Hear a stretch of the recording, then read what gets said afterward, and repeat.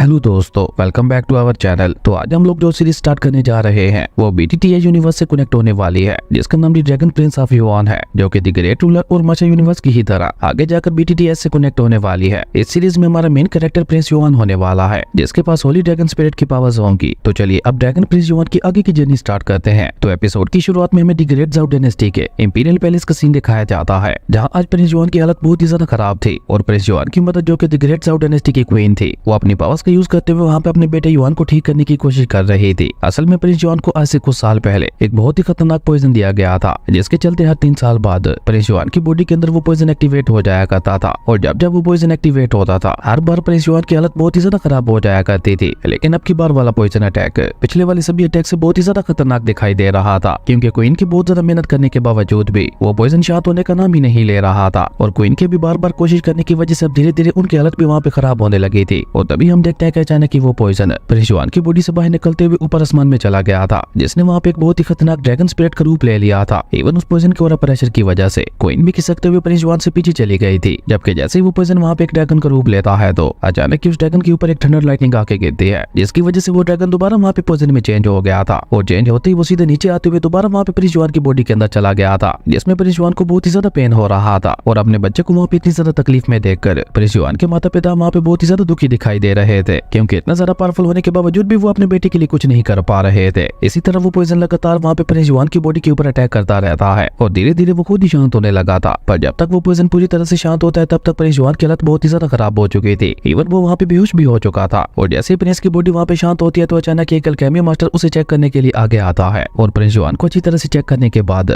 वो Alchemy master वहाँ पे किंग और क्वीन को बताता है कि प्रिंस युआन की बॉडी के अंदर का पॉइजन अब शांत हो चुका है, इसलिए अब हमें अगले 3 सालों तक घबराने की कोई भी जरूरत नहीं है। पर जैसा कि आप जानते हैं कि प्रिंस युआन अब अपनी टीन एज में आ चुके हैं, लेकिन अभी तक वो अपनी 8 मरीडियंस में से एक भी मरीडियन को अनलॉक नहीं कर पाए, जबकि इस उम्र में बाकी सभी बच्चे अपनी 8 मरीडियंस को अनलॉक कर लेते हैं। और सबसे अजीब बात तो यह है कि मुझे प्रिंस युआन की बॉडी के अंदर मरीडियंस महसूस ही नहीं हो रही, जिसका मतलब है कि प्रिंस युआन की बॉडी के अंदर अभी तक मरीडियंस रीशेप ही नहीं हुई। पर इससे भी ज्यादा खतरे की बात है, जैसा कि आप जानते हैं कि हर 3 सालों बाद प्रिंस युआन के ऊपर उस पॉइजन का अटैक होता है, जो कि हर बार पिछले वाले अटैक से भी ज्यादा पावरफुल और खतरनाक होता है। और ये तो आप देख ही चुके हैं कि इस बार उस पॉइजन के अटैक की वजह से प्रिंस युआन की कैसी हालत हो गई। मुझे डर है कि अगली बार का पॉइजन अटैक इससे भी ज्यादा पावरफुल होगा, जैसे प्रिंस युआन की बॉडी झेल नहीं पाएगी और हो सकता है उस पॉइजन अटैक में प्रिंस युआन मारे भी जाए। इसलिए अब आपको जल्द से जल्द इस पॉइजन का इलाज ढूंढना होगा। आपके पास सिर्फ 3 साल का समय है। वहीं उस अल्केमी मास्टर की ये बात सुनकर किंग और क्वीन दोनों ही वहाँ पे अपने बेटे के लिए बहुत ही ज्यादा परेशान हो गए थे। इवन क्वीन तो वहाँ पे अपने बच्चे के लिए रोने भी लगी थी। वहीं किंग अपने आप को अंदर से मजबूत बनाते हुए कहते हैं कि हमारे पास सिर्फ 3 साल का समय है। इस 3 सालों के अंदर अंदर हमें अपने बेटे युआन को बहुत ज्यादा पावरफुल बनाना होगा, ताकि वो अगले पॉइजन अटैक को खुद से सप्रेस कर सके। लेकिन ऐसा होना भी बहुत ज्यादा मुश्किल था, क्योंकि प्रिंस युआन की बॉडी के अंदर कोई भी मरीडियन अनलॉक नहीं हुई थी। और अनलॉक तो होना छोड़ो, इवन प्रिंस युआन की बॉडी के अंदर कोई मरीडियंस थी ही नहीं। इसी बीच हम देखते हैं कि प्रिंस युआन को भी वहाँ पे होश आ चुका था और उसने अपने पिता के साथ साथ अल्केमी मास्टर की भी सारी बातें सुन ली थी, जिसे सुनकर प्रिंस युआन वहाँ पे इमोशनलेस होते हुए कहता है, तो इसका मतलब है कि अब मेरे पास बस 3 साल ही बचे हैं। तो फादर, मैं आपसे रिक्वेस्ट करता हूँ, प्लीज अब तो मुझे बता दीजिए कि मेरे साथ क्या हुआ था और ये खतरनाक पॉइजन मेरी बॉडी के अंदर कैसे आ गया। अपने बेटे युआन की ये बात सुनकर किंग भी वहाँ पे थोड़ा इमोशनल होते हुए कहते हैं कि मुझे लगता है अब तुम्हें सब कुछ बताने का समय आ गया है। तो ये सब शुरू हुआ ऑलमोस्ट आज से 100 साल पहले, जब हमारी दी ग्रेट जाओ डायनेस्टी और डाओ डायनेस्टी दोनों एक साथ रहा करती थी। दोनों डायनेस्टीज के बीच में कोई भी बॉर्डर नहीं था, लेकिन डाओ डायनेस्टी के इरादे हमारी जाओ डायनेस्टी को लेकर बिल्कुल भी नेक नहीं थे। वो अंदर ही अंदर हमारी जाओ डायनेस्टी को खत्म करने के लिए प्लान बना रहे थे। और इस बीच डाओ डायनेस्टी ने खुद को कब इतना ज्यादा पावरफुल बना लिया, ये हमें पता ही नहीं चला। हम तो उन्हें अपना दोस्त समझते थे, जबकि वो लोग हमें ही खत्म करना चाहते थे। और आज से तकरीबन 10 साल पहले अचानक ही उन्होंने हमारी जाओ डायनेस्टी के ऊपर हमला कर दिया था। उसके बाद हमें 10 साल पहले कई सीन दिखाया जाता है, जहाँ जाओ डायनेस्टी के लोग भी अपने ऊपर हुए अचानक उस हमले से खुद को बचाने के लिए तैयारियां कर रहे थे। और इसी बीच हम देखते हैं कि क्वीन ने प्रिंस युआन को जन्म दे दिया था। और जैसे ही प्रिंस युआन का जन्म होता है, तो ऊपर आसमान में एक होली ड्रैगन की स्पिरिट बन गई थी, जिसका मतलब था कि प्रिंस युआन एक लेजेंडरी होली ड्रैगन स्पिरिट के साथ पैदा हुए थे। और ऊपर आसमान में एक होली ड्रैगन स्पिरिट को देखकर किंग के साथ साथ बाकी सभी लोग भी काफी ज्यादा हैरान दिखाई दे रहे थे, क्योंकि ऐसा कुछ उन लोगों ने आज तक अपनी लाइफ में कभी नहीं देखा था। लेकिन जब किंग वहाँ पे उस होली ड्रैगन स्पिरिट को गौर से देखते हैं, तो उन्हें वहाँ पे सारा माजरा समझ आ गया था। इसलिए वो वहाँ पे खुश होते हुए कहते हैं, मेरे बेटे ने तो लेजेंडरी होली ड्रैगन स्पिरिट के साथ जन्म लिया है, जिसका मतलब है कि मेरे बेटे के पैदा होने के साथ ही उसकी 8 मरीडियंस अनलॉक है, जिसकी वजह से उसे बाकी नॉर्मल कल्टीवेटर्स की तरह अपनी मरीडियंस को अनलॉक करने में मेहनत नहीं करनी पड़ेगी और वो डायरेक्ट अपनी कल्टीवेशन को स्टार्ट कर सकता है। वहीं किंग की ये सारी बातें सुनकर जाओ डायनेस्टी के बाकी सभी लोग भी वहाँ पे काफी ज्यादा खुश दिखाई दे रहे थे, क्योंकि प्रिंस युआन ही आगे चलकर उनकी जाओ डायनेस्टी का फ्यूचर होने वाले थे। पर अभी वो सभी लोग वहाँ पे इसी तरह से अपनी खुशी मना ही रहे थे कि तभी वहाँ पे एक पाइथन स्नेक बीस्ट की स्पिरिट अपीयर होती है, जिसके साथ ही डाउ डायनेस्टी का किंग भी वहाँ पे आ चुका था, जो कि डाउ डायनेस्टी के किंग को धमकी देते हुए कहता है। तो फाइनली आज वो दिन आ ही गया जिसका मुझे बस उसे इंतजार था। तुम जानते हो मैंने खुद को इतने समय तक क्यों रोक के रखा हुआ था, क्योंकि मैं तुम्हारे बेटे के पैदा होने का इंतजार कर रहा था और इसीलिए मैंने अपनी वाइफ को भी अपने बच्चे को जन्म देने से रोका हुआ था, ताकि मेरे बच्चे का जन्म भी तुम्हारे बच्चे के साथ ही हो। और ये बात तो तुम्हें पता ही होगी कि जो बच्चे एक ही दिन पैदा होते हैं हम उनकी किस्मत के साथ साथ उनकी पावर्स को भी आपस में चेंज कर सकते हैं। और मैंने सुना है कि तुम्हारे बच्चे के पास एक होली ड्रैगन की स्पिरिट है, जिसे आज मैं तुम्हारे बेटे से छीन कर अपने बच्चे की बॉडी के अंदर डाल दूंगा। ये सारी बातें सुनकर वहाँ पे एम्परर जाओ किंग को भी एक झटका लगता है और वो वहाँ पे कुछ सोच पाते उससे पहले डाउ डायनेस्टी के किंग वू जुआन ने अचानक आगे बढ़ते हुए वहाँ पे जाओ किंग के ऊपर हमला कर दिया था। पर तब तक एम्परर जाओ किंग भी खुद को संभाल चुके थे और वू जुआन के इरादे जानकर उन्हें भी वहाँ पे वू जुआन के ऊपर बहुत ही ज्यादा गुस्सा आ गया था, इसलिए वो भी वहाँ पे वू जुआन के ऊपर हमला करने के लिए आगे बढ़ गए थे। जिसके बाद वो दोनों वहाँ पे बहुत ही तेजी से एक दूसरे के ऊपर हमले करने लगे थे और फाइट करते हुए वू जुआन साथ साथ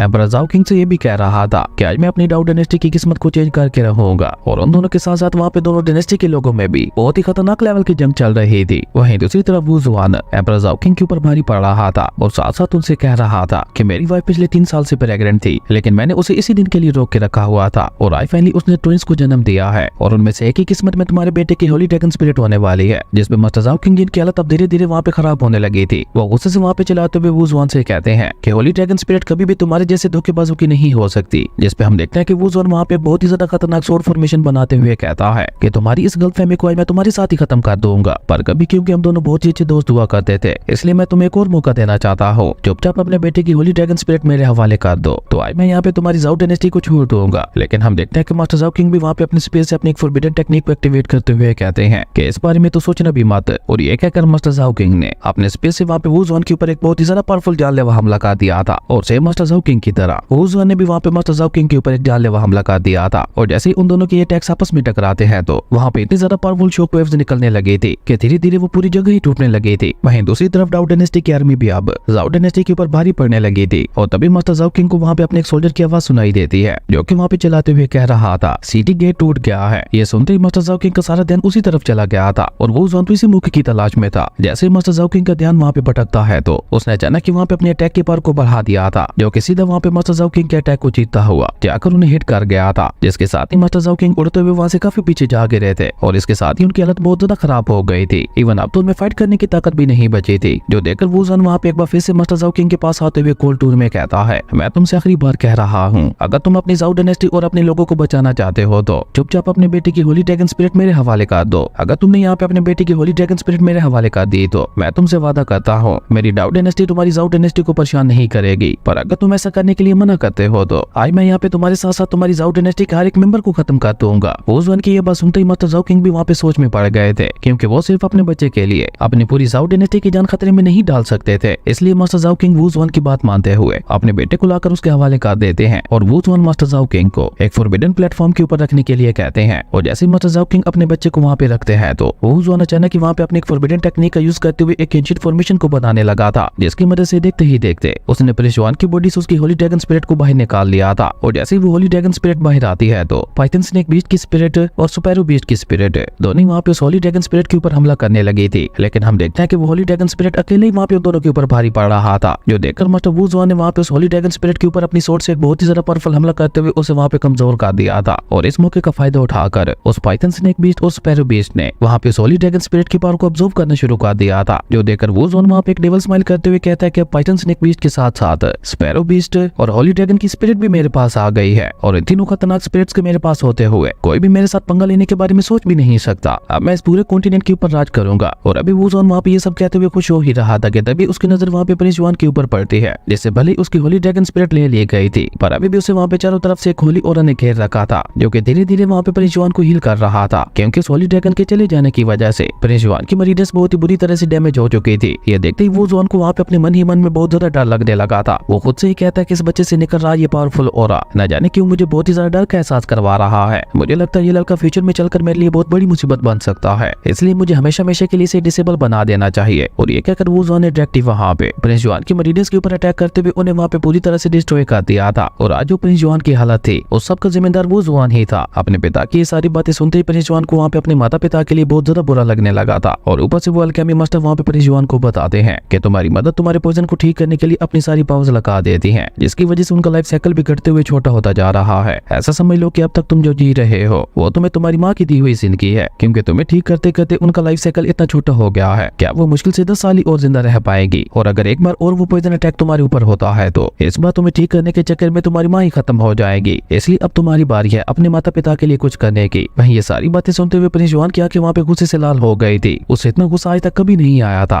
पर अब प्रिंस जुआन ने ठान ली थी कि वो खुद को दोबारा पावरफुल बनाएगा। इसलिए वो अपने पिता से सवाल करते हुए पूछता है, फादर क्या कोई ऐसा रास्ता है जिसकी मदद से मैं अपनी मदर के लाइफ साइकिल को दोबारा बढ़ा सकूं? जिस पे मास्टर जाओ किंग अपने बेटे को जवाब देते हुए कहते हैं कि हाँ, एक ऐसा ट्रेजर मौजूद है जिसके अंदर प्योर हेवन एंड अर्थ की एनर्जी होती है। उसकी मदद से किसी की भी लाइफ साइकिल को बढ़ाया जा सकता है। पर मैं पिछले न जाने कितने सालों से उस ट्रायल की तलाश कर रहा हूँ, लेकिन आज तक मुझे उस ट्रायल के बारे में कोई खबर नहीं मिली। अपने पिता की ये बात सुनकर प्रिंस जुआन दोबारा वहाँ पे अपने पिता से सवाल करते हुए पूछता है, फादर क्या मैं अपनी कल्टीवेशन जर्नी दोबारा स्टार्ट कर सकता हूँ? जिस पे मास्टर जाओ किंग थोड़ा चौंकते हुए उससे कहते हैं, तो क्या तुम अभी तक भी अपनी हार नहीं मानना चाहते? आखिर तुम एक कल्टीवेशन मास्टर बनकर करोगे क्या? जिस पे जाओ जुआन वहाँ पे अपने पिता से कहता है, फादर आप खुद सोचिए, वो जुआन ने हमें सिर्फ 100 साल का समय दिया है और जैसे उसके 100 साल पूरे हो जाएंगे वो दोबारा हमारी जाओ डायनेस्टी के ऊपर हमला करने के लिए आएगा। इसलिए मैं वो जुआन के 100 साल पूरे होने से पहले खुद को इतना ज्यादा पावरफुल बनाना चाहता हूँ कि दोबारा अगर वो हमारी जाओ डायनेस्टी के ऊपर हमला करने के लिए आए तो मैं खुद उसे अकेले ही संभाल सकूं। और इसके लिए मेरा कल्टीवेशन मास्टर बनना जरूरी है। अपने बेटे जाओ जुआन की ये बात सुनकर मास्टर जाओ किंग भी अपने मन ही मन में बहुत ज्यादा खुश हो गए थे, क्योंकि यही बात वो अपने बेटे से सुनना चाहते थे। इसलिए मास्टर जाओ किंग स्माइल करते हुए अपने बेटे से कहते हैं, अब जब तुमने कल्टीवेशन मास्टर बनने की ठान ही ली है तो मैं तुम्हारी जितनी ज्यादा हो सकेगा मदद करूंगा। अपने पिता जाओ किंग की ये बात सुनकर जाओ जुआन भी वहाँ पे थोड़ा खुश होते हुए अपने पिता से कहता है, आपकी बातों से मुझे ऐसा लग रहा है कि जैसे आपके पास कोई ना कोई रास्ता जरूर है। जिस पे मास्टर जाओ किंग वहाँ पे अपने बेटे से कहते हैं कि हाँ, मेरे पास एक रास्ता तो है, लेकिन इसकी कोई गारंटी नहीं है कि वो काम करेगा भी या नहीं। जिस पे जाओ जुआन अपने पिता से कहता है कि अगर 1% भी उम्मीद है तो मैं जरूर उसे ट्राई करना चाहूंगा और मैं आपसे वादा करता हूँ कि मैं कामयाब होने के लिए अपना पूरा दम लगा दूंगा, फिर चाहे मुझे उसके लिए कितनी ज्यादा मेहनत क्यों न करनी पड़े। अपने बेटे की ये सारी बातें सुनकर मास्टर जाओ किंग को अपने मन ही मन में आज अपने बेटे के ऊपर बहुत ज्यादा प्राउड महसूस हो रहा था। इसलिए वो अपने बेटे से कहते हैं, क्योंकि ठीक है, अब जब तुमने ये ठान ही ली है तो कल तुम मुझे आकर अपने एंसेस्टर लैंड के अंदर मिलना, वहीं मैं तुम्हें उस मेथड के बारे में बताऊंगा। अपने पिता की ये बात सुनकर जाओ जुआन को एक नई उम्मीद मिल गई थी। खैर उसके बाद हमें वहाँ पे बताया जाता है कि इस वर्ल्ड में कल्टीवेशन 2 तरीकों से की जाती है। पहले तरीके में सभी लोगों को अपनी आटो की आटो मरीडस को ओपन करते हुए उनमें हेवन एंड अर्थ की स्पिरिचुअल एनर्जी को ऑब्जर्व करते हुए उनकी मदद से कल्टीवेट करनी होती है, और ऐसा करने वाले लोगों को ही कल्टीवेटर्स कहा जाता है। जबकि दूसरा तरीका है हेवनली मार्क्स।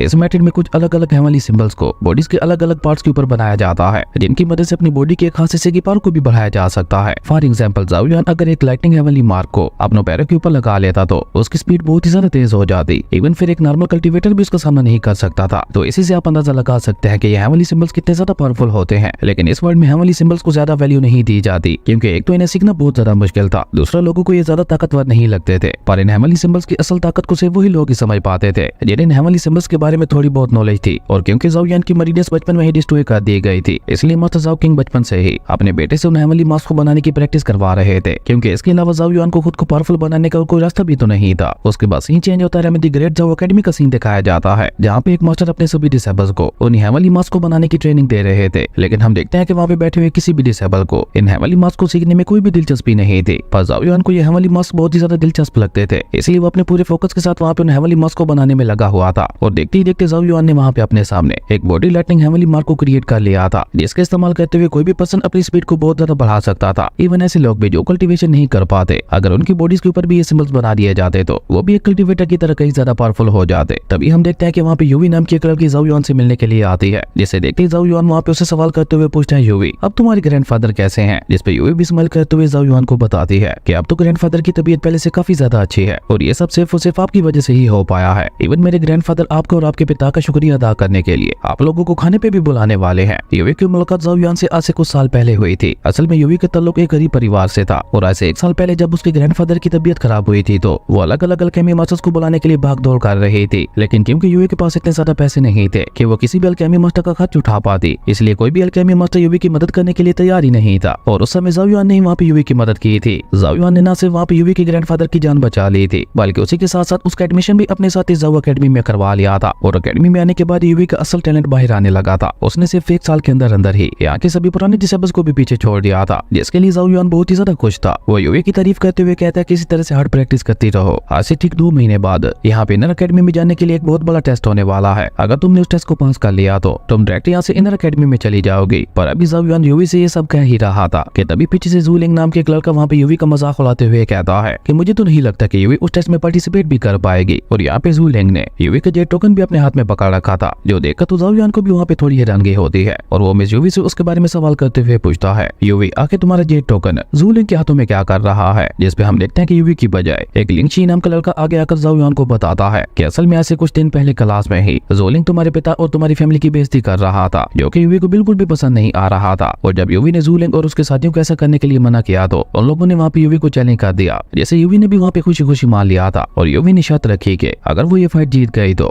ज़ोलिंग और उसके साथियों को तुम्हारे पिता और तुम्हारी फैमिली के बारे में कही हुई सारी बातों को वापस लेना होगा। जिसपे ज़ोलिंग ने भी बदले में शर्त रख दी कि अगर तुम हार गई तो तुम्हारा जेट टोकन हमारा हो जाएगा, जिसके लिए यूवी भी मान गई थी। और क्योंकि यूवी अभी इतनी ज्यादा ताकतवर नहीं थी कि वो उन लोगों का सामना कर सके, इसलिए मिस यूवी वो फाइट हार गई और इस तरह से वो टोकन ज़ोलिंग के हाथों में चला गया। और ये कहते कहते लिंगशी को वहाँ पे ज़ोलिंग के ऊपर इतना ज्यादा गुस्सा आ गया था कि वो वहाँ पे ज़ोलिंग को बुरा भला कहने लगा था, जो देखकर ज़ोलिंग वहाँ पे लिंगशी का भी मजाक उड़ाते हुए कहता है, आखिर मैंने यहाँ पे क्या बुरा किया है जो तुम मुझे यहाँ पे इस तरह से बुरा भला कह रहे हो? मैंने तो बस एक फेयर फाइट जीतते हुए इस लड़की से इसके जेट टोकन को हासिल कर लिया, बताओ इसमें भला क्या बुरा है? और वैसे भी ये शर्त इस लड़की ने खुद लगाई थी। ज़ाओ युआन जो कि ये सब वहाँ पे खामोशी से खड़ा होकर देख रहा था, वो ज़ोलिंग को अच्छी तरह से जानता था। वो एक बहुत ही घटिया किस्म का इंसान था और वो ऐसे में यूवी का जेट टोकन उसे वापस नहीं देने वाला था। इसलिए हम देखते हैं कि ज़ाओ युआन अचानक ही वहाँ पे आगे बढ़कर ज़ोलिंग को उसके साथ फाइट करने के लिए चैलेंज कर देता है। और यहाँ पे ज़ाओ युआन ने भी दाव पर अपना जेट टोकन ही लगा दिया था। ज़ाओ युआन की ये बात सुनकर ज़ोलिंग, जो कि न जाने कब से ज़ाओ युआन के साथ फाइट करना चाहता था, उसने वहाँ पे खुशी खुशी ज़ाओ युआन के चैलेंज को एक्सेप्ट कर लिया था। जबकि हम देखते हैं कि यूवी को तो वहाँ पे ज़ाओ युआन की बहुत ही ज्यादा चिंता हो रही थी, क्योंकि वो ज़ोलिंग की पावर्स के बारे में अच्छी तरह से जानती थी। जबकि ज़ाओ युआन तो अभी तक अपनी कल्टीवेशन को स्टार्ट ही नहीं कर पाया था, तो फिर भला वो ज़ोलिंग का सामना कैसे कर सकता था? लेकिन हम देखते हैं कि ज़ाओ युआन उसे वहाँ पे तसल्ली देते हुए कहता है कि तुम मेरी फिक्र मत करो, इस जैसे घटिया लोग मेरा कुछ भी नहीं बिगाड़ सकते। खैर उसके बाद सीन चेंज होता है, हमें ज़ाओ अकेडमी के कोड यार्ड का सीन दिखाया जाता है, जहाँ ज़ाओ युआन और ज़ोलिंग दोनों ही आमने सामने आ गए थे। और ज़ाओ अकेडमी के सभी डिसेबल्स की नजरें भी वहाँ पे उन दोनों के ऊपर ही टिकी हुई थी और वो सभी लोग आपस में बातें करते हुए ये भी कह रहे थे, इस फाइट को देखने का तो कोई फायदा ही नहीं है। ज़ोलिंग ने अपनी दो मरीडस को लॉक करते हुए उन्हें मास्टर भी कर लिया है, जबकि ज़ाओ युआन को तो अभी तक ये भी नहीं पता कि उसकी बॉडी के अंदर कोई मरीडस है भी या नहीं। इसलिए ज़ाओ युआन का ज़ोलिंग के मुकाबले में फाइट जीत पाना इम्पॉसिबल है। वह ज़ोलिंग खुद भी वहाँ पे ज़ाओ युआन का मजाक उड़ाते हुए कहता है, मैं जानता हूँ तुमने जज्बात में आते हुए जल्दबाजी में मुझे चैलेंज कर दिया था, लेकिन मैं कोई जालिम इंसान नहीं हूँ, मैं दिल का बहुत ही अच्छा इंसान हूँ। इसलिए मैं तुम्हें यहाँ पे एक और मौका देता हूँ। अगर तुम यहाँ पे मुझसे माफी मांगते हुए चुपचाप अपनी हार मान लो तो मैं भी बड़ा दिल दिखाते हुए तुम्हें यहाँ पे माफ कर दूंगा। लेकिन हम देखते हैं कि ज़ाओ युआन वहाँ पे कोल्ड टून में उससे कहता है कि अपनी ये बकवास बंद करो और जिस काम के लिए यहाँ पे आए हो वो स्टार्ट करो। ज़ाओ युआन की ये बात सुनकर ज़ोलिंग को भी वहाँ पे काफी ज्यादा गुस्सा आ गया था, इसलिए उसने अचानक आगे बढ़ते हुए ज़ाओ युआन को वहाँ पे एक बहुत ही ज्यादा पावरफुल पंच मार दिया था। लेकिन हम देखते हैं कि ज़ाओ युआन ने वहाँ पे अपने दो हाथों का यूज करते हुए बहुत ही इजीली ज़ोलिंग के उस हमले को रोक लिया था। और ये बात बेचारे ज़ोलिंग के लिए किसी झटके से कम नहीं थी। असल में ज़ाओ युआन यहाँ पे इतनी आसानी से ज़ोलिंग के हमले को इसलिए रोक पाया था क्योंकि उसने अपने दोनों हाथों पे मेटल स्केल हेवनली मार्क बनाया हुआ था, जो कि वहाँ पे उसके हाथों की पावर को बहुत ज्यादा बढ़ा रहा था। जबकि ज़ाओ युआन को वहाँ पे इतनी आसानी से ज़ोलिंग के हमले को रोकते हुए देखकर वहाँ पे खड़े हुए लोगों को तो अपने को यकीन ही नहीं हो रहा था। इवन में यूवी तो वहाँ पे ज़ाओ युआन के लिए बहुत ही ज्यादा खुश दिखाई दे रही थी। वहीं दूसरी तरफ ज़ोलिंग का गुस्सा वहाँ पे और भी ज्यादा बढ़ गया था। वो अचानक ही वहाँ पे अपने दोनों मेरिडियंस की पावर को एक्टिवेट करते हुए ज़ाओ युआन से कहता है, आज मैं तुम्हें दिखाता हूँ कि मेरिडियंस की पावर क्या होती है। और ये कहकर ज़ोलिंग ने अचानक ही वहाँ पे बहुत ही तेजी से आगे बढ़ते हुए जाकर ज़ाओ युआन के ऊपर हमले करने शुरू कर दिए थे। और यहाँ पे अपनी मेरिडियंस की पावर को एक्टिवेट करने की वजह से ज़ोलिंग की स्पीड वहाँ पे बहुत ज्यादा बढ़ चुकी थी। लेकिन हम देखते हैं कि ज़ाओ युआन की स्पीड तो वहाँ पे उससे भी ज्यादा बढ़ चुकी थी, क्योंकि ज़ाओ युआन वहाँ पे बहुत ही इजीली उसके सभी हमलों को डोज करता जा रहा था। और ऐसा ज़ाओ युआन वहाँ पे इसलिए कर पा रहा था क्योंकि उसने वहाँ पे अपने पैरों के ऊपर हेवनली लाइटिंग मास्क बनाए हुए थे, जो कि वहाँ पे ज़ाओ युआन की स्पीड को बहुत ज्यादा बढ़ा रहे थे। और इसी बीच ज़ाओ युआन ने वहाँ पे मौके का फायदा उठाते हुए ज़ोलिंग के ऊपर अचानक अटैक करते हुए उसे वहाँ पे उठा के पीछे फेंक दिया था, जो देखकर तो अब ज़ोलिंग का गुस्सा वहाँ पे 7वें आसमान पे पहुंच चुका था। इसलिए वो वहाँ पे गुस्से से ज़ाओ युआन को चुनौती देते हुए कहता है, अगर तुम्हें हिम्मत है तो मुझसे हेड टू हेड फाइट करके देखा, तब मैं देखूंगा कि तुम मुझसे बचकर कहाँ भाग पाते हो। जिसपे हम देखते हैं कि ज़ाओ युआन भी वहाँ पे बहुत ही बहादुरी से उसकी चुनौती को एक्सेप्ट करते हुए कहता है, ओके जैसा तुम चाहो। और ये कहते ही वो दोनों वहाँ पे बहुत ही तेजी से एक दूसरे के ऊपर हमला करने के लिए आगे बढ़ गए थे। और जैसे वहाँ पे उन दोनों के अटैक्स आपस में टकराते हैं तो वहाँ पे काफी ज्यादा पावरफुल शॉक वेव्स निकलने लगी थी। पर क्योंकि ज़ोलिंग के पास मरीडियंस की पावर थी तो इसलिए ज़ाओ युआन की मेटल स्केल की पावर वहाँ पे उसके सामने कम पड़ रही थी। इवन देखते ही देखते वहाँ पे उसके मेटल स्केल की एनर्जी पूरी तरह से खत्म भी हो गई थी। पर यही तो ज़ाओ युआन का असल प्लान था, उसने ऐसा जानबूझ के किया था क्योंकि अचानक ही ज़ाओ युआन वहाँ पे अपने रैम्पेज बुल के हेवनली मार्क की पावर को एक्टिवेट करते हुए ज़ोलिंग को एक बहुत ही ज्यादा पावरफुल पंच मार देता है, जिसके इम्पैक्ट की वजह से ज़ोलिंग उड़ता हुआ जाकर सीधे पीछे दीवार के साथ जा टकराया था, जिसके साथ ही ज़ाओ युआन ये फाइट यहीं पे जीत गया था। और ज़ाओ अकेडमी के सभी लोग ये सब देखकर वहाँ पे काफी ज्यादा हैरान दिखाई दे रहे थे। इवन खुद ज़ाओ युआन के दोस्त भी ये सब देखकर काफी ज्यादा हैरान थे, क्योंकि उन्हें वहाँ पे यकीन ही नहीं हो रहा था कि ज़ाओ युआन जिसकी एक भी मरीडियन अनलॉक नहीं है, उसने यहाँ पे दो मरीडियंस वाले कल्टीवेटर को इतनी आसानी से हरा दिया। वहीं बेचारा ज़ोलिंग,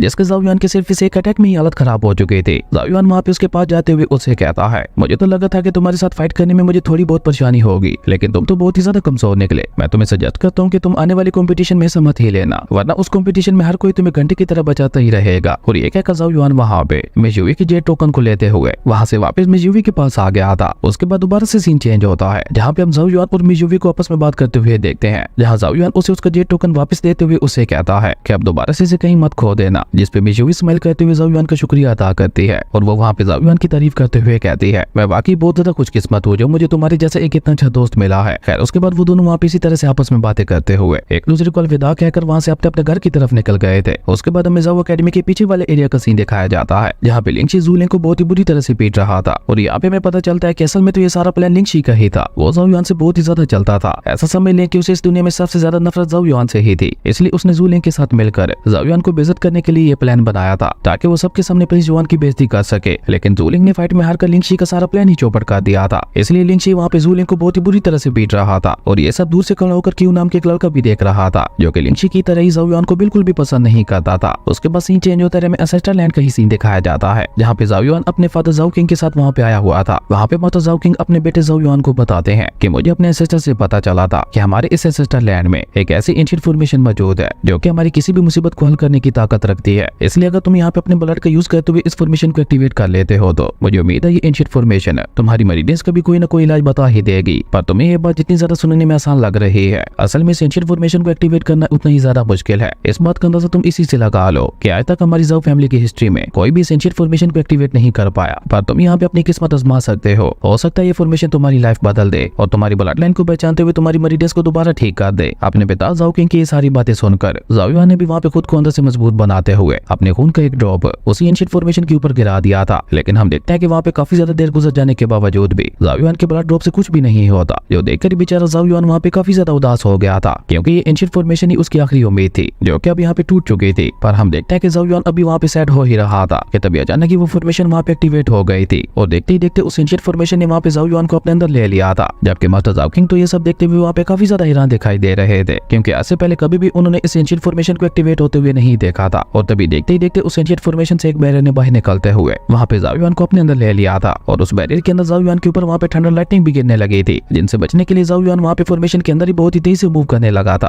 और साथ साथ वो वहाँ पे अपने पिता से सवाल करते हुए ये भी पूछ रहा था, फादर आखिर यहाँ पे ये सब क्या हो रहा है, क्या ये फॉर्मेशन मेरा किसी तरह का टेस्ट ले रही है। जिसपे मिस्टर ज़ाओ किंग भी वहाँ पे थोड़ा घबराते हुए अपने बेटे से कहते हैं कि मुझे इसके बारे में कुछ भी नहीं पता, क्योंकि आज से पहले कोई भी हमारी फैमिली में इस एंशिएंट फॉर्मेशन को एक्टिवेट नहीं कर पाया। वहीं धीरे धीरे अब वहाँ पे थंडर लाइटनिंग की एनर्जी और भी ज्यादा बढ़ती जा रही थी, जिनसे बच पाना अब ज़ाओ युआन के लिए भी वहाँ पे बहुत ज्यादा मुश्किल होता जा रहा था, जिसकी वजह से धीरे धीरे ज़ाओ युआन की हालत भी वहाँ पे खराब होने लगी थी। जो देखकर मास्टर ज़ाओ किंग जल्दी से अपने बेटे से कहते हैं कि अगर ऐसा ही चलता रहा तो यहाँ पे बहुत जल्द तुम्हारी मौत हो जाएगी, इसलिए जल्दी से इस फॉर्मेशन से बाहर आ जाओ, हम तुम्हारी मरीडियंस को ठीक करने का कोई और रास्ता ढूंढ लेंगे। जबकि ज़ाओ युआन ने वहाँ पे ऐसा करने से साफ साफ मना कर दिया था, क्योंकि आज उसने यहाँ पे ठान ली थी कि वो अपने मरीडियंस को ठीक करके इस फॉर्मेशन से बाहर आएगा। पर तभी अचानक ही वहाँ पे उसके ऊपर थंडर लाइटनिंग का एक बहुत ही खतरनाक अटैक होता है, जिसकी वजह से ज़ाओ युआन वहीं पे गिरते हुए बेहोश हो गया था। लेकिन जैसे ज़ाओ युआन वहाँ पे उस फॉर्मेशन के अंदर बेहोश होता है तो उसे अपनी फैमिली के ऊपर हुए अत्याचारों के बारे में याद आने लगा था। उसे अपनी माँ का रोता हुआ चेहरा दिखाई दे रहा था और अपने फादर का कटा हुआ हाथ। ये सब देखते हुए ज़ाओ युआन का गुस्सा वहाँ पे बहुत ज्यादा बढ़ता जा रहा था और वो अचानक ही वहाँ पे होश में आते हुए दोबारा वहाँ पे खड़ा होकर गुस्से से कहता है कि आज चाहे कुछ भी हो जाए मैं हार नहीं मानूंगा, क्योंकि मैं अपनी फैमिली का फ्यूचर हूँ और मैं अपनी फैमिली के ऊपर अब कोई भी जुल्म नहीं होने दूंगा। पर अभी ज़ाओ युआन वहाँ पे ये सब कह ही रहा था कि तभी वो लाइटिंग एनर्जी दोबारा वहाँ पे ज़ाओ युआन के ऊपर गिरने लगी थी। पर ज़ाओ युआन था कि वहाँ पे अपनी हार मान ही नहीं रहा था। इवन अब तो उसकी हालत वहाँ पे इतनी ज्यादा खराब हो चुकी थी कि उसे वहाँ पे सीधा खड़ा भी नहीं हुआ जा रहा था। वहीं अपने बेटे की ऐसी हालत देखकर मास्टर ज़ाओ किंग को भी वहाँ पे अपने बेटे के लिए बहुत ज्यादा बुरा लग रहा था, इसलिए वो वहाँ पे अपने स्पीयर का यूज करते हुए उस फॉर्मेशन को बाइस से तोड़ने की कोशिश करने लगे थे। पर हम देखते हैं कि उस फॉर्मेशन के ऊपर उनके किसी भी अटैक का कोई भी असर नहीं हो रहा था। वहीं फॉर्मेशन के अंदर ज़ाओ युआन वहाँ पे चलाते हुए कहता है, मैं ऐसे हार नहीं मानने वाला जब तक मैं अपनी मरीडियंस को ठीक नहीं करवा लेता। मैं यहाँ से बाहर नहीं जाने वाला, फिर चाहे तुम यहाँ पे मेरी जान ही क्यों ना ले लो। और असल में यही तो ज़ाओ युआन का टेस्ट था। वो फॉर्मेशन देखना चाहती थी कि ज़ाओ युआन गिव अप करता है या नहीं, लेकिन अब उस फॉर्मेशन को भी वहाँ पे पता चल चुका था कि भले ही ज़ाओ युआन की यहाँ पे जान ही क्यों ना चली जाए, लेकिन वो अपनी हार नहीं मानने वाला। इसलिए अचानक ही वहाँ पे एक बहुत बड़े ब्लास्ट के साथ ज़ाओ युआन टेलीपोर्ट होता हुआ किसी अलग ही जगह पे आ गया था। ये एक पूरी अलग दुनिया थी जो कि वहाँ पे ज़ाओ युआन को बहुत ही ज्यादा अजीब लग रही थी और ऊपर से ज़ाओ युआन को वहाँ पे कुछ समझ ही नहीं आ रहा था कि आखिर उसे उस फॉर्मेशन ने यहाँ पे क्यों भेजा। जबकि वहीं दूसरी तरफ हम मास्टर ज़ाओ किंग को भी देखते हैं जो कि वहाँ पे अपने बेटे के लिए काफी ज्यादा परेशान दिखाई दे रहे थे। वो वहाँ पे जोर जोर से अपने बेटे का नाम चलाते हुए कहने लगे थे, ज़ाओ युआन मेरे बेटे तुम कहाँ चले गए। वहीं दूसरी तरफ ज़ाओ युआन अभी उस जगह के बारे में कुछ सोच ही रहा था कि तभी उसकी नजर वहाँ पे अपने पीछे खड़ी एक लड़की के ऊपर पड़ती है जो कि वहाँ पे ज़ाओ युआन को देखकर उसके पास आते हुए उससे कहती है कि अगर तुम अपनी किस्मत बदलना चाहते हो तो मेरे पीछे आओ। वहीं उस लड़की की ये बात सुनकर तो ज़ाओ युआन वहाँ पे और भी ज्यादा कंफ्यूज हो गया था। वो कंफ्यूज होते हुए अपने मन में कहता है कि आखिर ये लड़की है कौन और ये कैसी अजीब सी बातें कर रही है, और भला इसे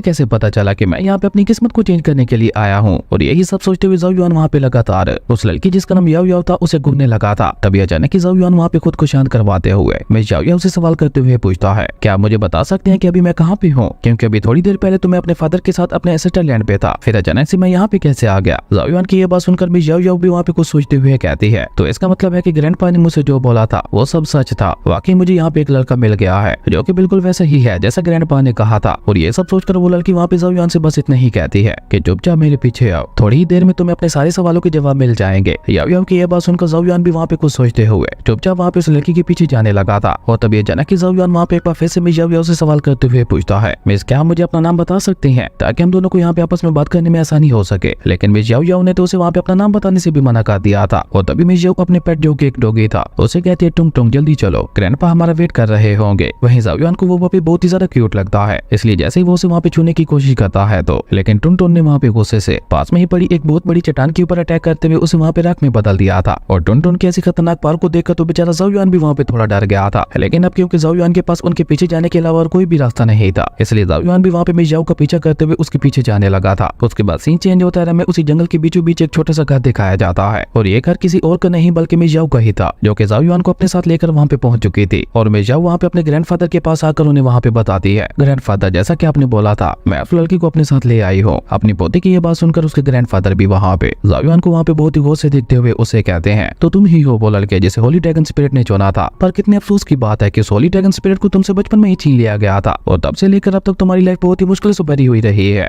और सिर्फ इतना ही नहीं, तुम्हारी बॉडी के अंदर ड्रैगन पॉइजन भी मौजूद है, जो कि हर 3 सालों बाद तुम्हारी बॉडी के ऊपर एक बहुत खतरनाक अटैक करता है। और उसके हर एक अटैक के बाद तुम्हारी हालत और भी ज्यादा खराब होती चली जा रही है। इससे ज्यादा दुख की बात क्या ही होगी कि जिसे हेवन की तरफ से चुना गया था उसे एक यूजलेस पर्सन बना दिया गया। वहीं ज़ाओ युआन तो अपने बारे में ये सब सुनकर वहाँ पे बहुत ही ज्यादा हैरान दिखाई दे रहा था। और साथ ही साथ ज़ाओ युआन वहाँ पे उस ओल्ड मास्टर से इंप्रेस होते हुए अपने मन में ये भी कह रहा था कि ये ओल्ड मास्टर तो मुझे बहुत ही ज्यादा पावरफुल पर्सन दिखाई दे रहे हैं, जिन्होंने सिर्फ एक नजर में ही मेरे बारे में सब कुछ पता लगा लिया। और अगर इन्होंने यहाँ पे मेरी प्रॉब्लम के बारे में पता लगा लिया है तो इनके पास मेरी बीमारी का भी कोई ना कोई इलाज जरूर होगा। और ये सोचकर ज़ाओ युआन वहाँ पे बहुत ही रिस्पेक्ट से उस ओल्ड मास्टर के सामने झुकते हुए उन्हें वहाँ पे ग्रीट करता है, और उसी के साथ साथ अपने बारे में ओल्ड मास्टर को सब कुछ बता देता है। जिसपे वो ओल्ड मास्टर भी वहाँ पे अपनी जगह से खड़ा होते हुए ज़ाओ युआन से कहता है, लड़के मैं ये बात अच्छी तरह से जानता हूँ कि तुम्हें मेरी मदद की जरूरत है। तुम्हारी बॉडी के अंदर 8 मरीडियंस मिसिंग है और तुम चाहते हो कि मैं तुम्हारी उन 8 मरीडियंस को ठीक करने में तुम्हारी मदद करूँ। लेकिन ये कहकर वो ओल्ड मास्टर अचानक कि वहाँ पे कोल्ड टून में ज़ाओ युआन से कहते हैं, लेकिन मैं तुम्हारी मदद करूँ क्यों? और मान लो अगर मैं यहाँ पे तुम्हारी मदद कर भी देता हूँ तो उसके बदले में तुम मेरे लिए क्या करोगे? तुम्हें ऐसी क्या खास बात है जो मैं यहाँ पे तुम्हारी मदद करूँ? जिसपे हम देखते हैं कि ज़ाओ युआन भी वहाँ पे सीरियस होते हुए उस ओल्ड मास्टर से कहता है कि अभी तो मैं भले ही बहुत ज्यादा कमजोर हूँ, लेकिन सीनियर मैं आपसे वादा करता हूँ कि जब मैं फ्यूचर में ताकतवर हो जाऊंगा तब आप मुझे जो करने के लिए बोलेंगे वो मैं आपके लिए करूंगा। और मैं ये बात भी जानता हूँ कि आप यहाँ पे मेरा ही वेट कर रहे थे। ज़ाओ युआन अभी वहाँ पे ये सब कह ही रहा था कि तभी हम देखते हैं कि ओल्ड मास्टर ने अचानक वहाँ पे अपनी पावर का यूज करते हुए एक ही झटके में ज़ाओ युआन को वहाँ पे अपने पास बुला लिया था।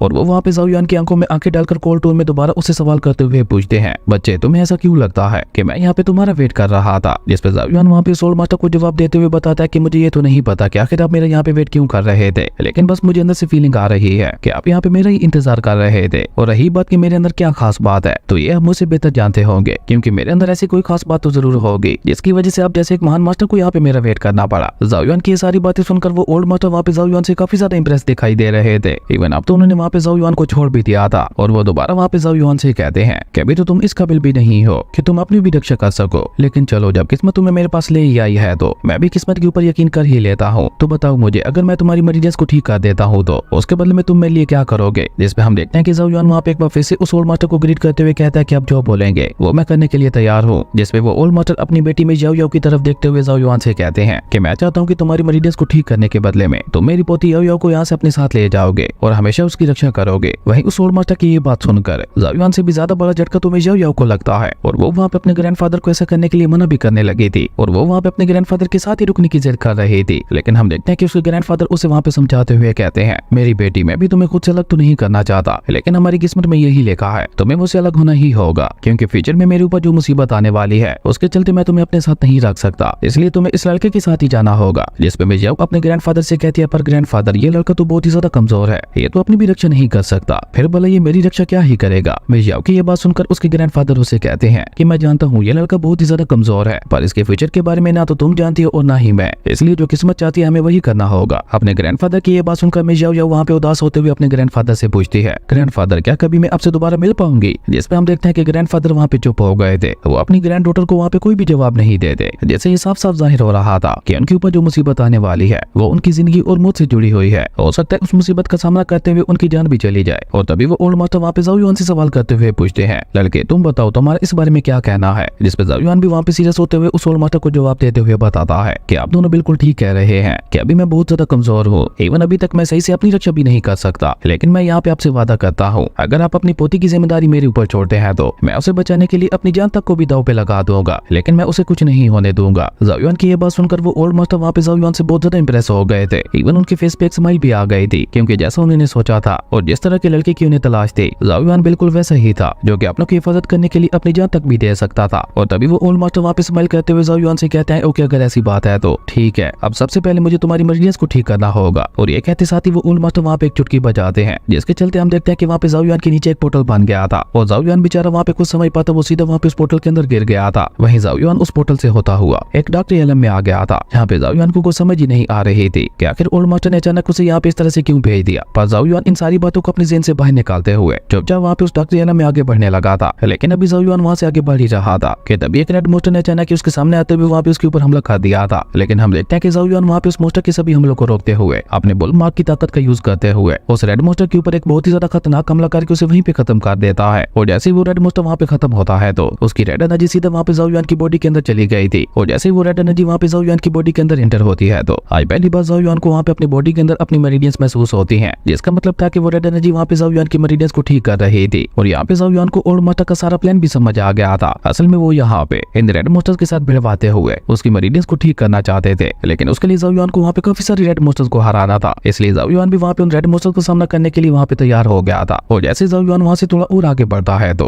अचानक ही वहाँ पे काफी सारे रेड मोस्टर्स ने आते हुए चारों तरफ से वहाँ पे ज़ाओ युआन के ऊपर हमला करना शुरू कर दिया था। लेकिन हम देखते हैं कि ज़ाओ युआन भी वहाँ पे अपने तीनों हेवनली सिंबल्स की पावर का यूज करते हुए उन रेड मोस्टर्स को वहाँ पे बहुत ही बुरी तरह से खत्म करने लगा था। और देखते ही देखते ज़ाओ युआन ने वहाँ पे आधे से भी ज्यादा रेड मोस्टर्स को खत्म कर दिया था। लेकिन इस सब में ज़ाओ युआन की अपनी हालत भी वहाँ पे काफी ज्यादा खराब हो चुकी थी, इवन अब वो वहाँ से गिरता हुआ काफी ज्यादा नीचे भी आ गया था। और ऊपर से जैसे जैसे ज़ाओ युआन वहाँ पे नीचे आ रहा था वैसे वैसे वो रेड मोस्टर्स भी वहाँ पे खतरनाक होते जा रहे थे। वहीं उन रेड मोस्टर्स का सामना करते हुए धीरे धीरे अब वहाँ पे ज़ाओ युआन के हेवनली सिंबल्स की पावर भी खत्म होने लगी थी। अब उसके पास सिर्फ 3 मिनट की एनर्जी बाकी थी। लेकिन तभी हम देखते हैं कि उन सभी रेड मोस्टर्स ने वहाँ पे आपस में मर्ज होते हुए एक बहुत बड़े खतरनाक ड्रैगन का रूप ले लिया था, जिसे हराने के लिए ज़ाओ युआन ने भी वहाँ पे अपनी सारी एनर्जी अपने उसी आखिरी हमले में ही लगा दी थी। और देखते ही देखते ज़ाओ युआन ने वहाँ पे जाकर उस रेड ड्रैगन के ऊपर एक बहुत ही ज्यादा पावरफुल हमला करते हुए उसे वहाँ पे खत्म कर दिया था, जिसके खत्म होती उसकी सारी रेड एनर्जी वहाँ पे ज़ाओ युआन की बॉडी के अंदर जाने लगी थी। और जैसे जैसे वो रेड एनर्जी वहाँ पे ज़ाओ युआन की बॉडी के अंदर जा रही थी वैसे वैसे ज़ाओ युआन की मेरिडियंस भी वहाँ पे दोबारा बनती जा रही थी। लेकिन एक साथ वहाँ पे इतनी ज्यादा एनर्जी को ऑब्जर्व करने की वजह से अब धीरे धीरे वहाँ पे ज़ाओ युआन की बॉडी में क्रैक्स आने लगे थे, जिसकी वजह से वहाँ पे ज़ाओ युआन को अपनी बॉडी में इतना ज्यादा पेन हो रहा था कि उसे ऐसा लग रहा था कि वो किसी भी टाइम यहाँ पे मर जाएगा। लेकिन उससे पहले ही हम देखते हैं कि ज़ाओ युआन को अपनी आंखों के सामने अपनी माँ का वो रोता हुआ चेहरा दिखाई देने लगा था। और ये देखते ही ज़ाओ युआन का जोश वहाँ पे एक बार फिर से अपनी पीक पे पहुंच चुका था। वो वहाँ पे गुस्से से चिल्लाते हुए कहता है कि चाहे कुछ भी हो जाए लेकिन मैं यहाँ पे अपनी हार नहीं मानूंगा और मेरी फैमिली के ऊपर जो जो अत्याचार हुए हैं उनका बदला मैं अपने दुश्मनों से लेकर रहूंगा। और उसके लिए आज चाहे मुझे यहाँ पे मुझसे भी ज्यादा दर्द को बर्दाश्त क्यों ना करना पड़े मैं उसे भी बर्दाश्त कर लूंगा। और ये कहते कहते ज़ाओ युआन अब धीरे धीरे वहाँ पे उस रेड एनर्जी को अपने कंट्रोल में लाने लगा था, जिसकी वजह से वो रेड एनर्जी धीरे धीरे वहाँ पे ज़ाओ युआन की बॉडी के अंदर जा रही थी। और उसी के साथ साथ उसकी बॉडी के अंदर उसकी मेरिडियंस भी दोबारा बनने लगी थी। और जब ज़ाओ युआन वहाँ पे उस रेड एनर्जी को पूरी तरह से अपने अंदर अब्जॉर्ब कर लेता है तो अचानक ही वो अपनी आंखें खोल लेता है। लेकिन जैसे ही वो वहाँ पे अपनी आंखें खोलता है तो वो खुद को वहाँ पे उसी ओल्ड मास्टर के सामने पाता है, जो देखकर ज़ाओ युआन वहाँ पे जल्दी से खड़ा होकर वहाँ पे चलाते हुए कहता है कि अभी भी यहाँ पे मेरे साथ क्या हुआ था। जिसपे वो ओल्ड मास्टर वहाँ पे ज़ाओ युआन को शांत करवाते हुए उसे कहते हैं कि वो सब छोड़ो और अपनी बॉडी के अंदर अपनी मेरिडियंस को फील करने की कोशिश करो। उस ओल्ड मास्टर की ये बात सुनकर ज़ाओ युआन भी वहाँ पे खुद को शांत करते हुए अपनी बॉडी के अंदर अपने मेरिडियंस को महसूस करने की कोशिश करने लगा था। और जैसे ज़ाओ युआन वहाँ पे अपनी बॉडी के सोल सी के अंदर आता है तो उससे वहाँ पे अपनी बॉडी के अंदर अपनी 8 मेरिडियंस दिखने लगी थी, जिसे देखकर तो ज़ाओ युआन वहाँ पे इतना ज्यादा खुश हो गया था कि वो वहाँ पे बिल्कुल एक बच्चे की तरह जोर जोर से उछल कूद करने लगा था। वहीं वो ओल्ड मास्टर वहाँ पे दोबारा ज़ाओ युआन को शांत करवाते हुए उसे कहते हैं कि तुम्हारी मेरिडियंस हमेशा से तुम्हारी बॉडी के अंदर ही थी। जब तुम पैदा हुए थे तो तुम्हारी 8 की 8 मेरिडियंस अनलॉक थी, लेकिन उस हादसे के बाद तुम्हारी मेरिडियंस बहुत ही बुरी तरह से डैमेज हो गई थी। और तुम्हारी मेरिडियंस को ये भी एहसास हो गया था कि उन्हें तुम्हारी बॉडी के अंदर खतरा है, इसलिए उन्होंने तुम्हारी बॉडी के अंदर खुद को इतना डीपली छुपा लिया था कि तुम्हें तुम्हारी मेरिडियंस सेंस होना भी बंद हो गई थी। लेकिन अभी अभी तुमने जो टेस्ट दिया वो एक रियल टेस्ट था, जिसमें तुम्हारी मौत भी वाकया हो सकती थी। और जैसे तुम्हारी मेरिडियंस को लगा कि अब तुम्हारी मौत होने वाली है, इसलिए वो खुद ब खुद ही बाहर आ गई और ऊपर से तुमने अपनी मौत को सरपास करते हुए अपनी मरीडियस को दोबारा बाहर निकाल लिया। उस ओल्ड मास्टर की सारी बातें सुनकर ज़ाओ युआन को भी अब वहाँ पे सारी बात समझ आ गई थी, इसलिए वो ओल्ड मास्टर से कहता है कि अगर मुझे पावरफुल होने के लिए मौत से भी गुजरना पड़े तो मैं उसके लिए भी तैयार हूँ। जिसपे वो ओल्ड मास्टर वहाँ पे ज़ाओ युआन की तारीफ करते हुए कहते हैं कि बहुत अच्छे, मुझे तुमसे यही उम्मीद थी, पर तुम्हारी मरीडियस वापस तो आ गई है, लेकिन अभी भी वो लोग हैं जिन्हें दोबारा से ओपन करने के लिए तुम्हें बहुत ज्यादा मेहनत करनी पड़ेगी। और हाँ, मैं तुम्हें ये भी बता दूं, तुम्हारी मरीडियस बाकी लोगों की तरह आम मरीडियस नहीं है, तुम्हारी मरीडियस बहुत ही ज्यादा खास है, इसलिए तुम्हें इन्हें ओपन करने के लिए भी दूसरों से ज्यादा मेहनत करनी पड़ेगी। जिसपे हम देखते हैं कि ज़ाओ युआन उस ओल्ड मास्टर के सामने अपने दोनों हाथ जोड़ते हुए उनसे कहता है, मास्टर आप फिक्र मत कीजिए, मैं आपसे वादा करता हूँ कि मैं बहुत ज्यादा हार्ड प्रैक्टिस करूंगा और जल्द से जल्द खुद को पावरफुल बनाने की कोशिश करूंगा। जिसपे वो ओल्ड मास्टर ज़ाओ युआन से कहते हैं कि ये तो बहुत ही अच्छी बात है, और वैसे भी तुम जितना जल्दी पावरफुल होगे तुम उतनी ही जल्दी याओ याओ की रक्षा भी कर पाओगे, क्योंकि कुछ रीजंस के चलते याओ याओ अपनी पावर्स का यूज नहीं कर सकती, इसलिए अब से तुम्हें आगे उसकी रक्षा करनी होगी। ओल्ड मास्टर की ये बात सुनकर ज़ाओ युआन भी वहाँ पे सोच में पड़ गया था, क्योंकि अब उसे वहाँ पे ऐसा लगने लगा था कि अगर उसके पावरफुल होने से पहले याओ याओ के ऊपर कोई खतरा आ गया तो फिर वो क्या करेगा। इसलिए वो दोबारा वहाँ पे ओल्ड मास्टर से मदद मांगता है और ज़ाओ युआन की ये बात सुनकर वो ओल्ड मास्टर भी वहाँ पे कुछ सोचते हुए उससे कहते हैं, तुम कह तो बिल्कुल ठीक रहे हो, क्योंकि अभी भी तुम्हें पावरफुल होने में काफी ज्यादा समय लगने वाला है, लेकिन अगर तुम कुछ खास टेक्निक्स का यूज करो तो खुद को समय से पहले ही पावरफुल बना सकते हो। मेरे पास ऐसी टेक्निक्स हैं तो काफी सारी, लेकिन वो मैं किसी भी आउटसाइडर को नहीं दे सकता। उस ओल्ड मास्टर की ये बात सुनकर अचानक हम देखते हैं कि ज़ाओ युआन वहाँ पे उस ओल्ड मास्टर के सामने झुकते हुए उनसे रिक्वेस्ट करते हुए कहने लगा था, सीनियर मैं आपको अपना मास्टर बनाना चाहता हूँ। और ये कहकर ज़ाओ युआन अचानक ही वहाँ पे ओल्ड मास्टर के सामने झुक गया था और उनसे कहने लगा था कि प्लीज मुझे अपना डिसेबल बना लें, इस तरह मैं कोई आउटसाइडर नहीं रहूंगा और आप बिला झिझक अपनी सारी टेक्निक्स भी मुझे दे पाएंगे। ज़ाओ युआन की हरकत को देखकर वो ओल्ड मास्टर वहाँ पे स्माइल करते हुए ज़ाओ युआन से कहते हैं, मानना पड़ेगा लड़के तुम काफी ज्यादा होशियार हो, चलो अब अपनी जगह पे खड़े हो जाओ, मैंने तुम्हें अपना डिसेबल बना लिया है। और ये कहकर मास्टर वहाँ पे अपनी पावर का यूज करते हुए ज़ाओ युआन की बॉडी के ऊपर हवा में उठा देते हैं और अपनी सारी सीक्रेट टेक्निक्स और स्किल्स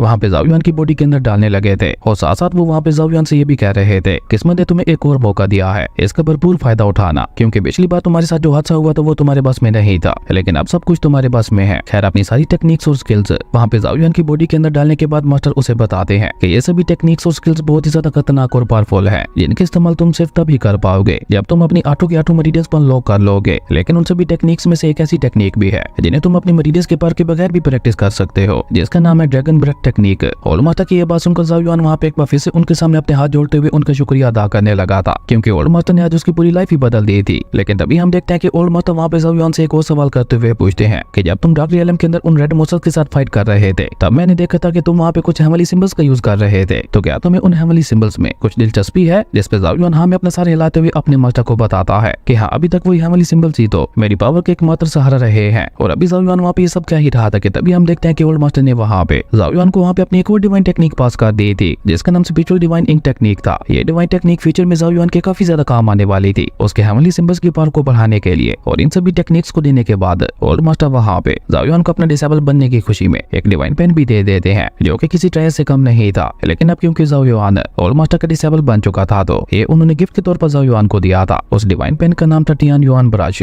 जो कि गोल्ड लेवल के कल्टीवेटर का था और इस दुनिया में काफी ज्यादा मशहूर था, जिसके बारे में ऑलमोस्ट हर कोई जानता था, क्योंकि उस गोल्ड लेवल कल्टीवेटर्स की कहानी चारों तरफ फैली हुई थी और छोटे से छोटा बच्चा भी उसके बारे में जानता था। और ज़ाओ युआन को भी उस गोल्ड लेवल के कल्टीवेटर के बारे में अपने पिता से ही पता चला था। वहीं वो ओल्ड मास्टर वहाँ पे ज़ाओ युआन को इस तरह से हैरान होते हुए देखकर उसे कहता है कि तुमने बिल्कुल सही समझा, ये उसी गोल्ड लेवल के कल्टीवेटर का डिवाइन पेन है जो कि उसके मरने के बाद मुझे मिला था और आज मैं ये तुम्हें पास आउट कर रहा हूँ। इस डिवाइन पेन के ऊपर 9 अलग अलग तरह के डिवाइन एलिमेंट्स बने हुए हैं, जिन्हें तुम्हें अलग अलग एलिमेंट की पावर का यूज करते हुए ही एक्टिवेट करना होगा। और जिस दिन तुमने इन सभी एलिमेंट की पावर को एक्टिवेट कर लिया उस दिन तुम इस डिवाइन पावर को अपनी पूरी पावर के साथ यूज कर पाओगे। और मास्टर की सारी बातें सुनकर ज़ाओ युआन वहाँ पे एक बार फिर से उनका शुक्रिया अदा करता है, क्योंकि ज़ाओ युआन को यकीन ही नहीं हो रहा था कि वाकई उसके हाथ में गोल्ड लेवल के कल्टीवेटर का डिवाइन पेन है, जिसके बारे में आज तक उसने सिर्फ कहानियों में सुना था। और तभी ज़ाओ युआन वहाँ पे अपने मास्टर से सवाल करते हुए पूछता है, मास्टर अब तो आपने मुझे अपना डिसेबल मान लिया है, तो क्या अब आप मुझे अपना नाम बता सकते हैं। जिस पे मास्टर उसे जवाब देते हुए कहते हैं कि मेरा नाम है किंग युआन, और हाँ मेरा ये नाम याद रखना, हो सकता है फ्यूचर में ये नाम तुम्हारे काम आए, और ये भी हो सकता है कि फ्यूचर में हमारी किसी बहुत ही अजीब जगह पे मुलाकात भी हो जाए जहाँ पे तुम्हें मुझे पहचानने में थोड़ी परेशानी हो, इसलिए मेरा नाम हमेशा याद रखना। और ये कहकर मास्टर किंग युआन वहाँ पे अपनी पोती याओ याओ के पास आते हुए उसे एक जेट लॉकेट देते हुए कहते हैं, मैं जानता हूँ तुम्हारे मन में काफी सारे सवाल होंगे और तुम्हें इस तरह से तुम्हारी इजाजत के बगैर मेरा तुम्हें किसी और के साथ भेजना तुम्हें बिल्कुल भी अच्छा नहीं लग रहा होगा, लेकिन मेरे यकीन करो यही हमारे लिए सबसे सही रहेगा। इस लड़के के ऊपर भरोसा करना, ये हमेशा तुम्हारी हर खतरे से रक्षा करेगा। और हाँ इस जेट लॉकेट को भी हमेशा अपने पास संभाल के रखना, क्योंकि जिस दिन इस जेट लॉकेट ने चमकना शुरू कर दिया तो उस दिन समझ लेना कि हमारे दुश्मनों ने तुम्हें ढूंढ लिया है। तब तुम्हें जितना जल्दी हो सके खुद को कहीं पे सुरक्षित करना होगा। और ये कहकर मास्टर वहाँ पे ज़ाओ युआन से कहते हैं कि याओ याओ की बॉडी के ऊपर एक सील लगी हुई है जिसकी वजह से वो अपने पास का इस्तेमाल नहीं कर सकती, इसलिए तुम्हें हर हाल में उसकी रक्षा करनी होगी। उस सील के बारे में सुनकर ज़ाओ युआन के मन में वहाँ पे काफी सारे सवाल पैदा होते हैं, लेकिन अभी वो इस कंडीशन में नहीं था कि वो अपने मास्टर से कोई सवाल पूछ सके, इसलिए वो अपने मास्टर से कहता है कि मास्टर आप फिक्र मत कीजिए, मैं आपसे वादा करता हूँ कि मैं ज़ाओ युआन को कुछ भी नहीं होने दूंगा। ज़ाओ युआन की ये बात सुनकर मास्टर किंग ने अचानक ही वहाँ पे उन दोनों को भेजने के लिए दोबारा से वहाँ पे एक टेलीपोर्टेशन फॉर्मेशन बना दी थी और वो आखिरी बार वहाँ पे ज़ाओ को देखते हुए कहते हैं, मेरी बच्ची, हो सकता है ये हमारी आखिरी मुलाकात हो, शायद इसके बाद हम दोनों दोबारा कभी भी ना मिल पाए। और ये कहकर मास्टर किंग युआन वहाँ पे थोड़ा उदास होते हुए आखिरी लम्हों में अपनी पोती को बहुत ही गौर से देखने लगे थे और वो दोनों को वहाँ से अलविदा करने से पहले एक बार फिर से ज़ाओ युआन से कहते हैं, ज़ाओ युआन मेरे डिसेबल, मुझसे वादा करो कि चाहे कुछ भी हो जाए तुम हर हाल में ज़ाओ की हिफाजत करोगे। जिस पे हम देखते हैं कि ज़ाओ युआन भी वहाँ पे अपने मास्टर को तसल्ली देते हुए कहता है कि मास्टर प्लीज आप फिक्र मत कीजिए, अगर मैं ज़ाओ की जान बचाने के लिए मुझे अपनी ही जान देनी पड़ी तो मैं पीछे नहीं हटूंगा। और ज़ाओ युआन कैसा कहते हैं मास्टर किंग युआन के फेस के ऊपर थोड़ा सुकून दिखने लगा था, लेकिन इसी के साथ हम देखते हैं कि वो टेलीपोर्टेशन फॉर्मेशन वहाँ पे उन दोनों को टेलीपोर्ट करते हुए वहाँ से गायब हो गई थी और उन दोनों के वहाँ से जाते ही मास्टर किंग युआन वहाँ पे स्माइल करते हुए कहते हैं कि मैंने ये कभी नहीं सोचा था कि ऐसे लास्ट मोमेंट में मुझे एक डिसेबल मिल जाएगा, पर शायद किस्मत को यही मंजूर था। और वैसे भी इस सब के अलावा मेरे पास और कोई भी रास्ता नहीं था, अगर मैं ज़ाओ युआन को और ज्यादा देर अपने पास रखता तो मेरे दुश्मनों को उसकी भनक लग जाती, और वैसे भी मेरे कुछ दुश्मनों ने तो मुझे ढूंढ ही लिया है। मुझे लगता है आज मुझे एक बार फिर से पुराने समय की तरह अपने दुश्मनों को मजा चखाना ही होगा। और अभी मास्टर किंग वहाँ पे ये सब कह ही रहे थे कि तभी हम देखते हैं कि अचानक ही वहाँ का पूरा मौसम चेंज होने लगा था और तभी वहाँ पे हेवन की तरफ से एक लाइटिंग गिरती है जिसके अंदर से हम देखते हैं कि 3 बहुत ही ज्यादा पावरफुल लेवल के वॉरियर्स बाहर निकल कर आते हैं, जो कि तीनों के तीनों गॉड लेवल के वॉरियर्स दिखाई दे रहे थे। और तभी उनमें से एक God warrior master king yuan को देखते हुए उससे कहता है, तो फाइनली आज हमने तुम्हें ढूंढ ही लिया, चलो अब अगर तुम अपनी सलामती चाहते हो तो चुपचाप उस लड़की को हमारे हवाले कर दो, हो सकता है शायद उसके बाद हम तुम्हारी जान बख्श दें। उन गॉड लेवल वॉरियर्स की ये बात सुनकर मास्टर किंग युआन वहाँ पे हंसते हुए उनसे कहते हैं, तो अब तुम्हारे जैसे लोग भी मुझे धमकी देंगे, मुझे लगता है आज मुझे तुम लोगों को अपनी 2 पावर्स दिखानी ही होंगी। और ये कहते हुए मास्टर किंग युआन ने वहाँ पे अपनी एंशिएंट पावर्स को एक्टिवेट कर लिया था, जो कि इतनी ज्यादा खतरनाक थी कि उसका ऑरा सीधा वहाँ पे हद से भी बाहर जा रहा था, जो कि देखने से ऐसा लग रहा था कि आज बरसों बाद किसी गॉड ने अपनी पावर्स को एक्टिवेट किया हो। वहीं अपनी एंशिएंट पावर्स को एक्टिवेट करते ही हम देखते हैं कि मास्टर किंग युआन की बॉडी के ऊपर काफी सारे हेवनली मार्क्स बनकर आ गए थे और इसी से आप अंदाजा लगा सकते हैं कि मास्टर किंग युआन कितने ज्यादा पावरफुल थे। और क्योंकि मास्टर किंग युआन ने अपनी सारी पावर्स और टेक्निक्स ज़ाओ युआन को भी दे दी थी, तो इसका मतलब है कि ज़ाओ युआन भी आगे चलकर अपने मास्टर की तरह ही पावरफुल बनने वाला था। खैर इसी के साथ मास्टर किंग युआन और उन तीनों गॉड लेवल वॉरियर्स के दरमियान फाइट शुरू हो चुकी थी। वो तीनों गॉड्स वहाँ पे बहुत ही तेजी से मास्टर किंग युआन के ऊपर हमला करते हुए उन्हें वहाँ पे हिट करने की कोशिश कर रहे थे, लेकिन हम देखते हैं कि मास्टर किंग युआन वहाँ पे अकेले ही उन तीनों गॉड्स के ऊपर भारी पड़ रहे थे। इवन वो उन्हें उठाकर वहाँ से पीछे की तरफ फेंकने लगे थे। और इसी बीच मास्टर किंग युआन वहाँ पे एक स्पेस पोर्टल को ओपन करते हुए उन तीनों गॉड लेवल के वॉरियर्स को लेकर भी उसी स्पेस पोर्टल के अंदर आ गए थे, क्योंकि अगर उन लोगों की फाइट वहाँ पे अर्थ पे होती तो हो सकता है उनकी फाइट की वजह से पूरा प्लेनेट ही डिस्ट्रॉय हो जाता, और मास्टर किंग युआन ऐसा नहीं चाहते थे, इसलिए वो उन तीनों को लेकर वहाँ पे एक स्पेस के अंदर आ गए थे, जहाँ पे तो अब मास्टर किंग युआन खुलकर अपने पावर्स का यूज करते हुए उन तीनों गॉड लेवल के वॉरियर्स को बहुत ही बुरी तरह से पीटने लगे थे। ये देखकर वो तीनों गॉडली वॉरियर्स समझ चुके थे कि वो यहाँ पे अकेले अकेले कभी भी मास्टर किंग युआन को नहीं हरा पाएंगे, इसलिए वो तीनों वहाँ पे अपने अपने पास को कंबाइन करते हुए एक बहुत ही ज्यादा खतरनाक फॉर्मेशन बनाने लगे थे, जिसकी मदद से उन्होंने वहाँ पे मास्टर किंग युआन के ऊपर हमला भी कर दिया था। लेकिन हम देखते हैं कि मास्टर किंग युआन ने तो वहाँ पे अपनी सिर्फ एक उंगली की एनर्जी से ही उनके उस सो-कॉल्ड पावरफुल फॉर्मेशन को वहीं पे डिस्ट्रॉय कर दिया था, जिसके साथ ही वहाँ पे एक बहुत बड़ा ब्लास्ट भी हो गया था। और ये ब्लास्ट इतना ज्यादा बड़ा था कि वहाँ आसपास मौजूद प्लैनेट्स भी डिस्ट्रॉय होने लगे थे। वहीं दूसरी तरफ हम ज़ाओ युआन और मे ज़ाओ को देखते हैं, जो कि वहाँ पे दोबारा टेलीपोर्ट होते हुए अपने एंसेस्टर लैंड में पहुंच चुके थे, जहाँ पे ज़ाओ युआन के पिता ऑलरेडी वहाँ पे अपने बेटे का वेट कर रहे थे। जबकि हम देखते हैं कि मे ज़ाओ युआन वहाँ पे थोड़ी परेशान दिखाई दे रही थी, जो देखकर ज़ाओ युआन उसे वहाँ पे तसल्ली देते हुए कहता है कि तुम फिक्र मत करो, मास्टर किंग युआन बहुत ही ज्यादा पावरफुल है और मुझे नहीं लगता कि कोई उनका बाल भी बाका कर पाएगा। ज़ाओ युआन की ये बात सुनकर मे ज़ाओ उससे कहती है कि तुम बिल्कुल ठीक कह रहे हो, लेकिन फिर भी अगर किसी ने उन्हें चोट पहुंचाने की कोशिश भी की तो उसका बदला मैं फिर खुद लूंगी। उसके बाद सीन चेंज होता है, हमें अगले दिन का सीन दिखाया जाता है, जहाँ पे ज़ाओ युआन की मदर ज़ाओ युआन के साथ साथ मे ज़ाओ को भी खाना खिला रही थी। लेकिन इसी बीच हम देखते हैं कि मे ज़ाओ की नजर वहाँ पे मास्टर ज़ाओ किंग के ऊपर पड़ती है, जो कि वहाँ पे बैठे वाइन पी रहे थे। वाइन की खुशबू वहाँ पे मे ज़ाओ को भी बहुत ज्यादा अच्छी लगती है, इसलिए वो भी वहाँ पे वाइन को पीने की जिद करने लगी थी, जिसके चलते मास्टर ज़ाओ किंग ने भी वहाँ पे अपनी वाइन का जग उसे पकड़ा दिया था, जैसे मे ज़ाओ ने वहाँ पे एक झटके में खत्म कर दिया था। और ये सब ज़ाओ युआन के साथ साथ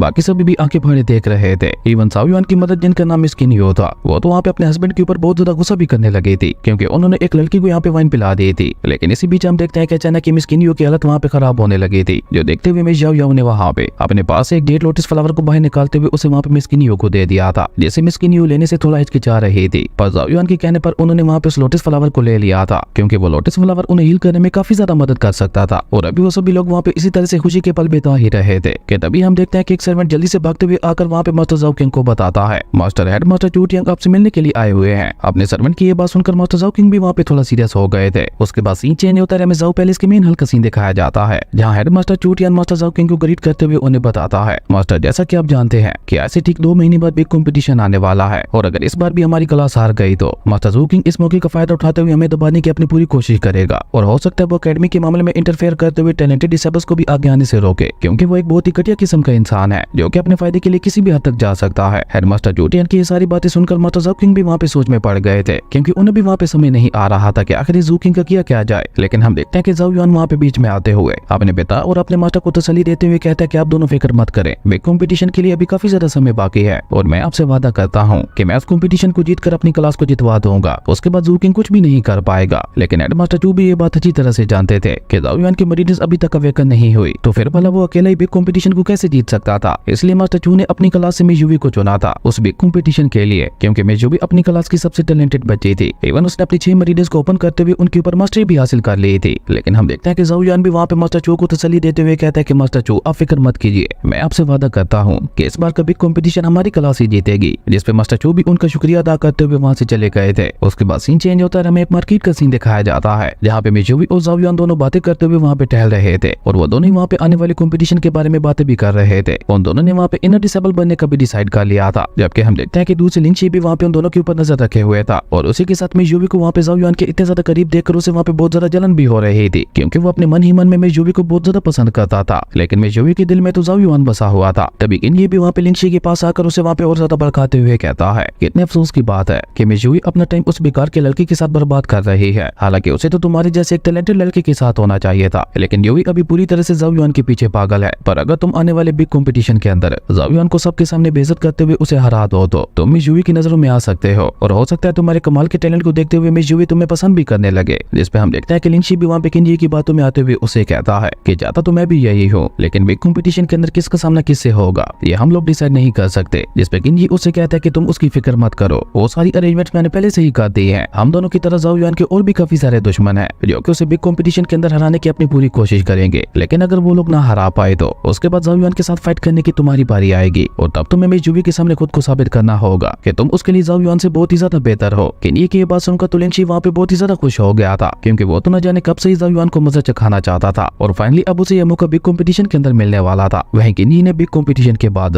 लिंची को अपनी क्लास बी भी ज्वाइन करने की ऑफर दे दी थी, जिसके लिए लिंची भी वहाँ पे खुशी खुशी मान गया था, क्योंकि सभी powerful disciples already class B से ही बिलोंग करते थे। असल में ज़ाओ एकेडमी के अंदर 2 क्लासेस थी, एक क्लास ए थी जिसके अंदर ज़ाओ युआन और मिस यूवी थे, जबकि एक दूसरी बी क्लास भी थी जिसके अंदर सभी पावरफुल डिसेबल्स थे जैसे ये किन्ही। और क्लास बी का हेडमास्टर बहुत ही घटिया किस्म का इंसान था। वो अपनी क्लास बी की पावर को लगातार बढ़ाता जा रहा था, क्योंकि वो पूरी ज़ाओ एकेडमी के ऊपर ही कब्जा करना चाहता था। इसलिए क्लास ए के हेडमास्टर जो उस बिग कंपटीशन के लिए बहुत ही ज्यादा परेशान थे। खैर उसके बाद सीन चेंज होता है, हमें अगले दिन का सीन दिखाया जाता है जहाँ हम ज़ाओ युआन को अपनी ड्रैगन ब्रेथ टेक्निक की प्रैक्टिस करते हुए देखते हैं। और आज काफी दिनों की मेहनत के बाद फाइनली आज ज़ाओ युआन ने उस ड्रैगन ब्रेथ टेक्निक को थोड़ा सा सीख लिया था, जिसकी वजह से ज़ाओ युआन वहाँ पे काफी ज्यादा खुश दिखाई दे रहा था। लेकिन मैं ज़ाओ युआन वहाँ पे उसकी खुशियों के ऊपर पानी फेरते हुए कहती है क्या कहा तुमने, तुम इस टेक्निक को सीख गए हो, तुम तो अभी तक इस टेक्निक को सही से समझ भी नहीं पाए हो और तुम कह रहे हो कि तुम इस टेक्निक को सीख गए हो। ये कहकर मैं ज़ाओ युआन वहाँ पे अपने डॉगी टुनटुन से कहती है इससे जरा यहाँ पे ड्रैगन ब्रेथ टेक्निक का डेमो तो दो। मैं ज़ाओ युआन की ये बात सुनकर टुनटुन भी वहाँ पे आगे आते हुए उसी ड्रैगन ब्रेथ टेक्निक को परफॉर्म करने लगा था। और यहाँ पे टुनटुन के पोस्चर ऐसे दिखाई दे रहे थे कि जैसे कोई ह्यूमन उस टेक्निक को परफॉर्म कर रहा है। और जैसे टुनटुन वहाँ पे उस ड्रैगन ब्रेथ टेक्निक का इस्तेमाल करता है तो वहाँ पे प्योर हेवन एंड अर्थ की एनर्जी कंडेंस होते हुए उसकी बॉडी के अंदर जाने लगी थी। इवन टुनटुन ने वहाँ पे ड्रैगन ब्रेथ टेक्निक को इस हद तक मास्टर कर लिया था कि उसके सामने एक छोटा सा ब्लैक होल ओपन होते हुए वहाँ पे मौजूद सारी एनर्जी को अपने अंदर ऑब्जर्व करने लगा था, जो देखकर तो बेचारे ज़ाओ युआन की आंखें भी वहाँ पे फटी की फटी रह गई थी। अब उसे समझ आ रहा था कि मैं ज़ाओ युआन उसे क्या कहना चाह रही थी। ज़ाओ युआन अभी तक वहाँ पे 1% भी उस ड्रैगन ब्रेथ टेक्निक को नहीं सीख पाया था। असल में ड्रैगन ब्रेथ टेक्निक एक कंडेंसिंग टेक्निक थी, जिसकी मदद से आप प्योर हेवन एंड अर्थ की एनर्जी को कंडेंस करते हुए उसे अपनी बॉडी के अंदर ऑब्जर्व कर सकते थे, वो भी अपनी मेरिडियंस को ओपन किए बगैर। ये टेक्निक अपने आप में एक बहुत ज्यादा खास टेक्निक थी, जिसका अभी के लिए ज़ाओ युआन को बहुत ज्यादा फायदा होने वाला था। वहीं टुनटुन को वहाँ पे इतनी अच्छी तरह से ड्रैगन ब्रेथ टेक्निक का इस्तेमाल करते हुए देखकर ज़ाओ युआन उसे काफी ज्यादा इंप्रेस हो गया था और इसलिए ज़ाओ युआन ने वहाँ पे टुनटुन को काफी सारा खाना भी दे दिया था। जिसके बाद हम देखते हैं कि ज़ाओ युआन वहाँ पे एक बार फिर से अपनी उस ड्रैगन ब्रेथ टेक्निक को प्रैक्टिस करने में लग गया था, क्योंकि अभी के लिए उसके पास पावर बढ़ाने का बस यही एक तरीका था। वही वहाँ पे उस टेक्निक को काफी देर तक प्रैक्टिस करने के बाद अब धीरे धीरे ज़ाओ युआन भी वहाँ पे धीरे धीरे उस टेक्निक में मास्टर होने लगा था। पर हम देखते हैं कि जैसे ज़ाओ युआन वहाँ पे हेवन एंड अर्थ की एनर्जी को कंडेंस करते हुए उसे अपनी मेरिडियंस के अंदर डालने की कोशिश करता है तो ज़ाओ युआन को वहाँ पे अपनी बॉडी में बहुत ही ज्यादा पेन होने लगा था। इवन उससे वहाँ पे खड़ा भी नहीं हुआ जा रहा था, जो देखकर मैं ज़ाओ युआन उससे कहती है तो तुम्हें क्या लगा था कि इस टेक्निक को सीखना इतना ज्यादा आसान होता है। जब हम अपनी पहली मेरिडियन को ओपन करने की कोशिश करते हैं तो उस समय में इतना ज्यादा पेन होता है कि ऐसा लगता है कि जैसे कोई हमारी सोल को हमारी बॉडी से बाहर निकाल रहा हो। पर हम देखते हैं कि मिस ज़ाओ युआन भी वहाँ पे ये सब कह ही रही थी कि तभी उसकी नजर वहाँ पे ज़ाओ युआन के ऊपर पड़ती है, जो कि वहाँ पे अपने सारे दर्द को बुलाते हुए दोबारा वहाँ पे उठ के खड़ा हो गया था, जो देखकर तुम्हें ज़ाओ को भी वहाँ पे एक झटका लगता है, क्योंकि ड्रैगन ब्रेथ टेक्निक से होने वाले पेन से आज तक कोई भी इतनी जल्दी बाहर नहीं आ पाया था। जबकि हम देखते हैं कि ज़ाओ युआन ने तो दोबारा वहाँ पे ड्रैगन ब्रेथ टेक्निक को प्रैक्टिस करना शुरू कर दिया था, और ये बात पे ज़ाओ के लिए किसी झटके से कम नहीं थी, क्योंकि ड्रैगन ब्रेथ टेक्निक को दिन में एक बार प्रैक्टिस करने के बाद ही आम कल्टीवेटर्स की हालत खराब हो जाया करती थी। जबकि ज़ाओ युआन को देखने से तो ऐसा बिल्कुल भी नहीं लग रहा था कि उसे यहाँ पे ड्रैगन ब्रेथ टेक्निक को दोबारा प्रैक्टिस करते हुए कोई परेशानी हो रही है। और ये सब देखते हुए अब धीरे धीरे ज़ाओ को भी ज़ाओ युआन में थोड़ी बहुत दिलचस्पी आने लगी थी। वहीं ज़ाओ युआन वहाँ पे उस ड्रैगन ब्रेथ टेक्निक को 4 बार और प्रैक्टिस करता है, जिसके बाद तो ज़ाओ युआन की हालत वहाँ पे इतनी ज्यादा खराब हो गई थी कि वो वहीं पे नीचे लेट गया था। जबकि मियाओ जो कि ये सब बहुत ही गौर से देख रही थी, वो एक इनिशियल लेवल के कल्टीवेटर को इस तरह से ड्रैगन ब्रेथ टेक्निक को 4 बार प्रैक्टिस करते हुए देखकर बहुत ही ज्यादा हैरान दिखाई दे रही थी। उसे अब ऐसा लगने लगा था कि ज़ाओ युआन कोई नॉर्मल इंसान नहीं है, उसमें जरूर कोई तो खास बात है। वहीं ज़ाओ युआन वहाँ पे काफी ज्यादा परेशान दिखाई दे रहा था, क्योंकि आज के दिन वो और ज्यादा ड्रैगन ब्रेथ टेक्निक को प्रैक्टिस नहीं कर सकता था। लेकिन हम देखते हैं कि मियाओ वहाँ पे ज़ाओ युआन के पास आकर उसे वहाँ पे तसल्ली देते हुए कहती है, अपना दिल छोटा मत करो, एक ही दिन में 4 बार ड्रैगन ब्रेथ टेक्निक को प्रैक्टिस करके तुमने पहले ही बहुत बड़ा कारनामा कर दिखाया है। अब मुझे समझ आ रही है कि ग्रैंडपा ने मेरी सुरक्षा तुम्हें क्यों सौंपी थी, और शायद उनका ये फैसला बिल्कुल सही भी था। मियाओ की ये बात सुनकर तो ज़ाओ युआन वहाँ पे बहुत ज्यादा खुश हो गया था, लेकिन तभी उसे मास्टर किंग युआन की कही हुई बातें याद आती हैं कि मियाओ अपनी पावर्स का यूज नहीं कर सकती। ये याद आती ज़ाओ युआन वहाँ पे अपने मन में कहता है, इसका मतलब है कि मियाओ भी बहुत ज्यादा पावरफुल होंगे। इसी वजह से तो मास्टर किंग युआन ने मियाओ की पावर्स के ऊपर सील लगाई थी। और ये सोचकर ज़ाओ युआन वहाँ पे जल्दी से मियाओ के पास आते हुए उनसे पूछता है, मियाओ आपके ग्रैंडपा के मुताबिक आप बहुत ही ज्यादा पावरफुल है, तो इसका मतलब है कि आप फैमिली सिंबल्स के बारे में भी काफी अच्छी तरह से जानते होंगे। जिसपे मियाओ वहाँ में अपना सर हिलाती है, जो देखकर ज़ाओ युआन भी वहाँ पे मियाओ को उसे फैमिली सिंबल्स के बारे में कुछ सिखाने की जिद करने लगा था। लेकिन मियाओ ने तो उसे वहाँ पे साफ साफ मना कर दिया था, ये कहते हुए कि मुझे किसी को भी कुछ भी सिखाने में कोई भी इंटरेस्ट नहीं है। लेकिन ज़ाओ युआन भी बहुत ज्यादा चालाक था, उसे मियाओ की कमजोरी पता थी, इसलिए वो वहाँ पे उसे फैमिली सिंबल्स के बारे में सिखाने के बदले में मियाओ को अपनी सिटी की सबसे बेस्ट वाइन ऑफर करता है। और इस ऑफर के बदले में तो मियाओ को भी ज़ाओ युआन की ये बात माननी पड़ी थी। लेकिन उसी के साथ वो ज़ाओ युआन के सामने एक शर्त रखते हुए ये भी कहती है कि फैमिली सिंबल को बनाने के लिए सबसे ज्यादा जरूरत होती है हमें सोल पावर की, लेकिन तुम्हारी सोल पावर अभी बहुत ही ज्यादा कमजोर है, और अगर तुम मुझसे उन फैमिली सिंबल्स के बारे में सीखना चाहते हो तो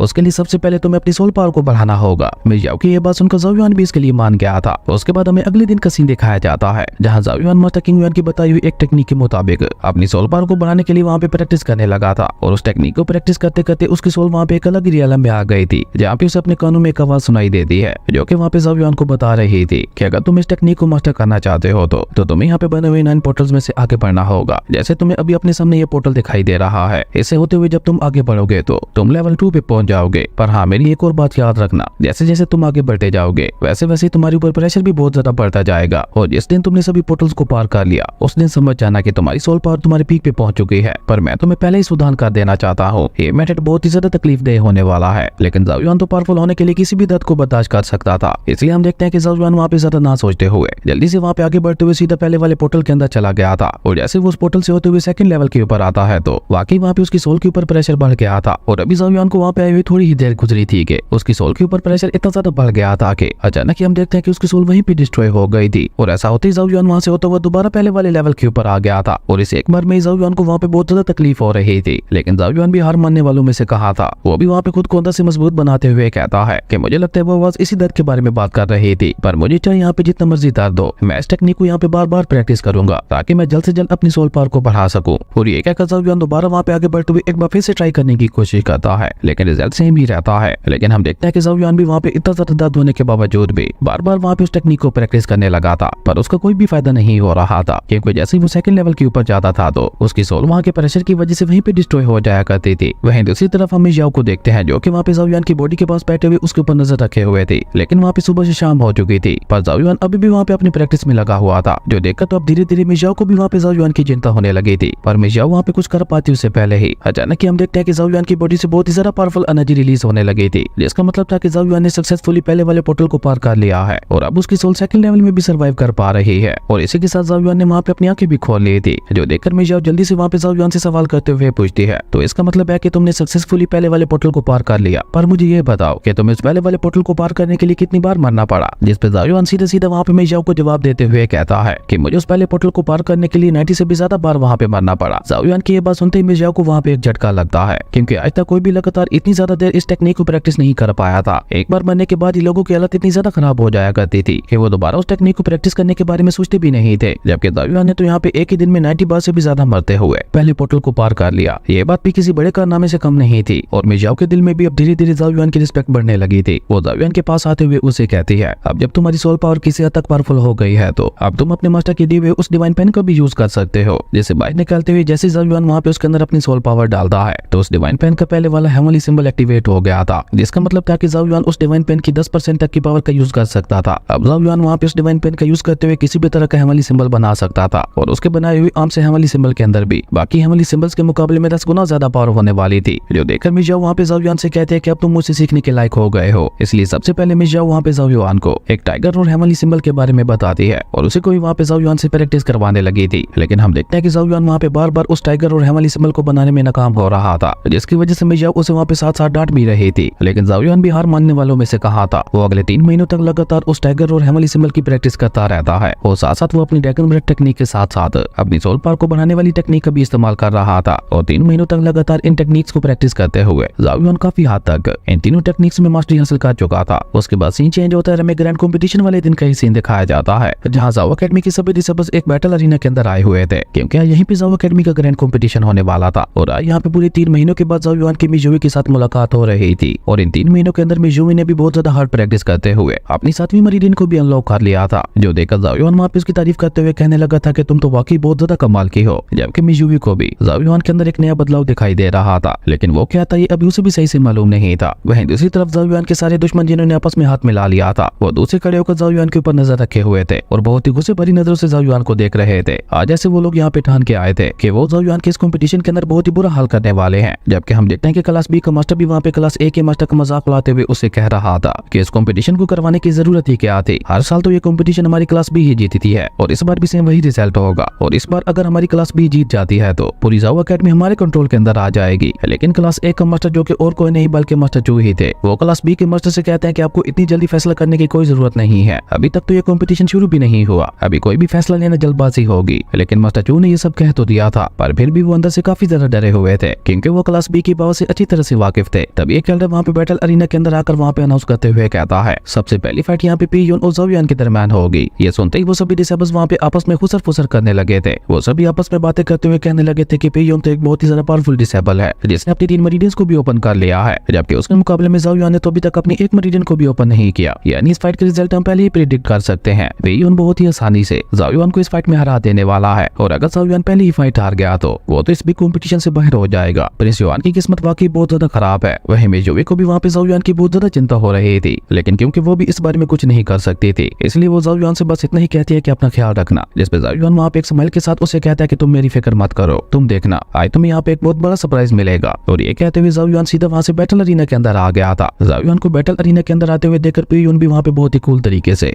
जम करता हुआ ज़ाओ युआन के सामने आ गया था। और ये पी यून भी ज़ाओ युआन के दुश्मनों में से एक था, जैसे कि की यून ने ज़ाओ युआन को हराने के लिए भेजा था। इसलिए पी यून बैटल अरीना के अंदर आते ही अचानक ही वहाँ पे अपनी पास को रिलीज करते हुए बहुत ही अग्रेसिवली ज़ाओ युआन के ऊपर हमले करने लगा था। लेकिन हम देखते हैं कि ज़ाओ युआन भी वहाँ पे अपनी स्पीड का यूज करते हुए बहुत ही इजीली उसके सभी हमलों को रोकते जा रहा था। जो देखकर पी यून वहाँ पे ज़ाओ युआन को धमकी देते हुए कहता है कि चुपचाप अपनी हार मान लो, क्यों यहाँ पे सबके सामने अपनी बेइज्जती करवाना चाहते हो। जिस पर ज़ाओ युआन भी उसे कहता है कि मैं अच्छी तरह से जानता हूँ कि तुम्हें भी यहाँ पे की यून ने ही भेजा होगा और मेरे ख्याल से तो तुम्हें यहाँ पे मेरी फिक्र छोड़कर अपने बारे में सोचना चाहिए। ये सुनते ही पी यून को वहाँ पे इतना ज्यादा गुस्सा आता है कि अब तो उसने वहाँ पे अपनी मेरिडियंस के पावर को रिलीज कर दिया था, जिसके बाद वो अपनी मेरिडियंस की सारी पावर अपने हाथ में ट्रांसफर करते हुए बहुत ही तेज से वहाँ पे ज़ाओ युआन को एक पंच मारने के लिए आगे बढ़ता है। पर हम देखते हैं कि ज़ाओ युआन वहाँ पे अपनी तरफ आते हुए इतने ज्यादा पावरफुल अटैक को देखकर भी बिल्कुल नहीं घबराता और उसने वहाँ पे अपने सिर्फ एक हाथ का यूज करते हुए ही पी यून के सो कॉल पावरफुल अटैक को बहुत ही इजीली रोक लिया था। इवन हम देखते हैं कि ज़ाओ युआन उसके ऊपर अपनी पावर का प्रेशर डालते हुए उसे अपने घुटनों पे ले आया था। जो देखकर तो वहाँ पे किसी को अपनी आंखों पे यकीन ही नहीं हो रहा था कि एक ऐसा डिसेबल जिसकी कोई भी मेरिडियन ओपन नहीं है, उसने 3 मेरिडियन वाले डिसेबल को यहाँ पे इतनी आसानी से हरा दिया। ये तो उनमें से किसी ने भी यहाँ पे नहीं सोचा था। और अब तो वो सभी लोग वहाँ पे पी यून का मजाक उड़ाने लगे थे, ये कहते हुए कि हमें लगता है ये पी यून कुछ ज्यादा कमजोर है, इसलिए तो ज़ाओ युआन जैसे एक डिसेबल ने भी उसे यहाँ पे इतनी आसानी से हरा दिया। जो देखकर पी यून को वहाँ पे इतना ज्यादा गुस्सा आता है कि वो एक ही बार पे अपने 3 मेरिडियंस की पावर को रिलीज करते हुए बिल्कुल सेम पहले वाली टेक्निक का यूज करते हुए अपने 3 मेरिडियंस की पावर को अपने हाथ के अंदर ट्रांसफर करने लगा था और दोबारा वहाँ पे बहुत ही तेज से ज़ाओ युआन को एक पंच मारने के लिए आगे बढ़ गया था। लेकिन हम देखते हैं कि ज़ाओ युआन ने तो वहाँ पे बहुत ही कूल तरीके से पी यून को एक किक मारते हुए उसे बैटल अरीना से भी बाहर फेंक दिया था। और ये बात ज़ाओ युआन के दुश्मनों के लिए किसी झटके से कम नहीं थी। वो सभी अपनी आंखें फाड़ी बैटल अरीना के अंदर ये सब होते हुए देख रहे थे। इवन यहाँ पे ज़ाओ युआन के दोस्त भी काफी ज्यादा सरप्राइज दिखाई दे रहे थे, क्योंकि ये सब तो उन्होंने भी एक्सपेक्ट नहीं किया था। वहीं ज़ाओ युआन बैटल अरीना के अंदर पी यून का मजाक उड़ाते हुए कहता है कि मुझे तो लगा था कि तुम्हारे साथ फाइट करने में मुझे थोड़ा बहुत मजा आएगा, लेकिन तुम्हें हराना तो बच्चों का खेल था। और ये सब कहते हुए ज़ाओ युआन वहाँ पे बहुत ही कूल तरीके से सभी के सामने थोड़ा बहुत शो ऑफ करते हुए बैटल अरीना से बाहर आ गया था। असल में ज़ाओ युआन ये सब इसलिए कर रहा था क्योंकि वो अपने दुश्मनों को चेतावनी दे रहा था कि पहले ही संभल जाओ वरना बाद में कहीं तुम लोगों को पछताना ना पड़े। वहीं दूसरी तरफ की ये सब देखते हुए वहाँ पे गुस्से से पूरी तरह से आग बबूला हो गया था। उसका वहाँ पे बस नहीं चल रहा था कि वो भी जाके ज़ाओ युआन को खत्म कर दे। और इसी कमाल के सीन के साथ हमारी अमेजिंग एपिसोड यहीं पे खत्म हो गया था। दोस्तों आप लोगों को ये सीरीज कैसी लगी और मैं इस सीरीज को आगे कंटिन्यू करूँ या नहीं, कमेंट करके जरूर बताना। अगर आपको ये वीडियो अच्छी लगी तो लाइक कर दें और अगर चैनल पे नए आए हो तो सब्सक्राइब करते जाना। तो मिलते हैं एक न्यू वीडियो में, तब तक के लिए बाय।